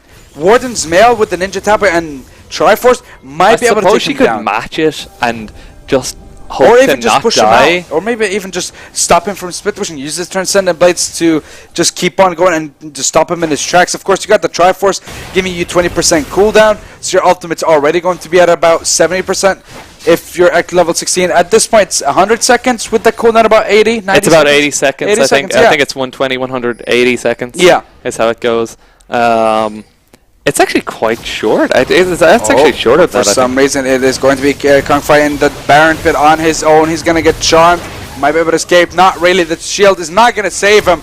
Voltomex is on the hunt. Might be able to chase him down. The Redemption going to be coming on to try and heal him. Doesn't come in at the right time. Mega Inferno Bomb again, dealing absolutely nothing. And LMP here are on the back foot. And TOG are going to try and go for this Baron. And the Orianna Grandes might finally get the lead that they've been waiting for. This is crazy. Yeah, this game's just been going so bad. It was all over the place. It's been swinging everywhere. But you really don't want to be in a pit against a Ziggs because he's just going to blow you to shreds or smithereens or all over the place. But it's going to be Nuno gets the steal! And that right there is why you don't go for a 50-50. Meanwhile, Twitch on the back of the fight gets a double kill. He's going to flash into the pit. He's going to get another one. And Bran suddenly gets another kill. It's going to be a triple kill. Going over to Steve. LMP. 4 kills and a Baron stolen, and LMP are back in this game. The big pick for this game, the Nuno coming in big, able to steal Barons. He's just, I hate this champ. I hate him almost as much as I hate Tam Kench. No, I hate this champ even more, but with the Baron buff, they're going to siege it up with 4 members taken down, and a Baron, and a Ziggs, and a Mountain Drake on top of all that. They definitely have. They're taking so much. They're blowing this base everywhere. They're just taking it down break by break. Turret taken down. Inhibitor is to follow. And so far, all this pressure in favor of LMP finally amounts to something, and they crack the base open. Yeah. That was such a big steal. I thought with that, because the picks that Billy Dyrus there, he picked up a lovely pick there on the Renekton Kongfire, and I thought, they definitely have this. They didn't think about the Nuno. We forgot the Nuno. Oh, yeah. No one expected the Nuno. No one expected the Nuno. 007 Nuno going unwatched and just jumps in, smites it away, consumes it. Smite consume. And just that combo is insane. And here's the thing. I don't think at that point it is a 50-50. I mean, if you're against someone like the Nuno, it's not a 50-50. No. You're losing that fight. Definitely. And that's why Aurelia tried to jump out and see if he can just stop the Nuno from jumping in. He tried to stun him at the right time, but the burst wasn't enough from TOG. And the fact that they comboed that with the Twitch, getting in the right position to just rat-a-tat-tat away. Yeah. It just worked so well for LMP. And now they pushed back the lead, and they have themselves that 4K gold lead they had before. Exactly. And looking at this, they're at really good item power spikes right now. Like, Nunu is a full item ahead of Devi. He has the locket. He has all that HP. Look at this HP on him. He's gonna once he gets Gargoyle's Stone Plate, that locket is just gonna shred everyone just by giving so much shield and so much health for the AD carries to work with and for Brand to work with as well. Exactly. And at this point as well, Twitch is just after picking up. He has his IE and his Runins. He's just at the massive. He has the 3-item power spike. He's gonna do so much damage in these fights. Like, LMP are just able to take whatever they want. I think they can siege up bot lane and maybe just go for a final push here because they got super minions running it down mid. They're going to go and see if they can siege up towards the bottom side of the map. Wave clear coming out heavy from TOG. But here's the thing. LMP just need to wait. LMP just need to buy time until someone has to answer that push towards the mid lane. And then they can go for a fight. Then they can go ham and just destroy everyone. Kongfire is trying to get into a position, trying to maybe use a minion to go for a slice and dice in there. But not going to go for it just yet. I'm not sure. They won't dive it just yet, but if they do plan to dive it, like, they actually have so much with the locket that they will be able to. Kongfire going to be jumping in. The slice and dice not going to get anyone in. Comes the ultimate, and Cardinal Emmett jumping to the back line. Going to get the stun onto Twitch. Redemption going to be coming in to refresh everyone's health bars. Meanwhile, blinking health bars on the side of TOG. Kongfire jumps all the way to the back line. Cardinal Emmett might get taken down here still. No victims yet. Everyone is still alive. But the health bars on TOG are not something they're going to be proud of right now because they could lose it all right here. LMP are not giving up. They got the Baron buff. They got super minions in the mid lane, and they want to see if they can end it right here. Cardinal Emmett, there's a massive amount of damage coming up from Brand. The Ziggs is doing work. And he might actually be able to get the kill. But going to be able to actually pop die, and it's going to be the Slicing Master coming into the backline. But it's going to stun no one. Renekton going to get charmed, but it doesn't even matter. First Nexus turret is actually going to fall. And the second one might be soon to follow. And yes, it does. This could be it, but it's still going to be Cardinal Emmett coming to the backline and destroying Steve. And it's going to be still 1-for-1 here. Everyone's just going all over the place. 3-for-2 in the end. Going to be coming out for TOG, and they still manage to fight. They still manage to find something that helps them hold on to the somehow maybe a glimmer of hope that they might be able to survive this game and survive this onslaught coming out from LMP. Nunu backrobes, too strong. Nunu is just getting absolutely no damage onto. He's just sitting there, especially if it was Nunubot. That's not Nunubot, is it? No, it's not. Like, if it was Nunubot, he just spammed the laugh, and that would be priceless. I love that skin. It's probably the only reason I ever like Nunu. It's like the Alistair one, you know, with the bell. Yeah. Oh, that one is so annoying. Have you seen the Sandstorm cowbell? That is the best thing I've ever heard. No. It is the best thing. Have you not heard it? No, I don't want to hear it, honestly. Oh, it's amazing. Trust me. So 2 inhibs down now, and they have no inhibitor turret for the top lane.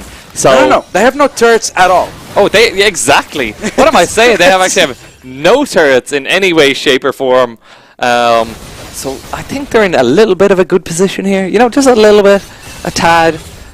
Just a smidgen. But it's going to be a dragon coming up in a minute. It's not going to be an elder. It's going to be some special dragon. It's going to be the Baron Dragon as well. Baron Dragon. The Baron Dragon. The Baron Dragon. I love that one. That sounds spicy. It's like, so when a dragon and a Baron love each other very much. Oh, no. Yeah, but it is going to be the Baron coming up in a minute. Meanwhile, Adriel thinks he can take on the Aurelia. I don't think you can just yet. This is meant to be a family-friendly stream, dude. I didn't say anything wrong. I don't want to be putting those things in people's heads. I just said they love each other. Is that so wrong? It is. It's a little bit wrong. Yeah. A dragon and a big pink worm. It's purple! Purple worm. I'm colorblind, Wood. How insensitive of you. I'm not really colorblind. Oh boy, Billy Darius fancies himself trying to make a play, but it's going to be the Nunu jumping in with absolute zero. Going to try and buy time here. Going to see if he can get the 80 carry. Will the Twitch survive? Redemption comes in. Cardinal Emmett doesn't have enough damage. The poison not enough to kill him. Coco Pop's mage trying to see if he can get something out of it, but no, he won't. That is going to be 1-0. And with the only engage here coming in from Coco Pop's mage, I think this is it. LMP could go for the end. They might be able to secure the inhibitor towards that top side, but they won't. But the Slicing Master coming in, the TP coming in as well.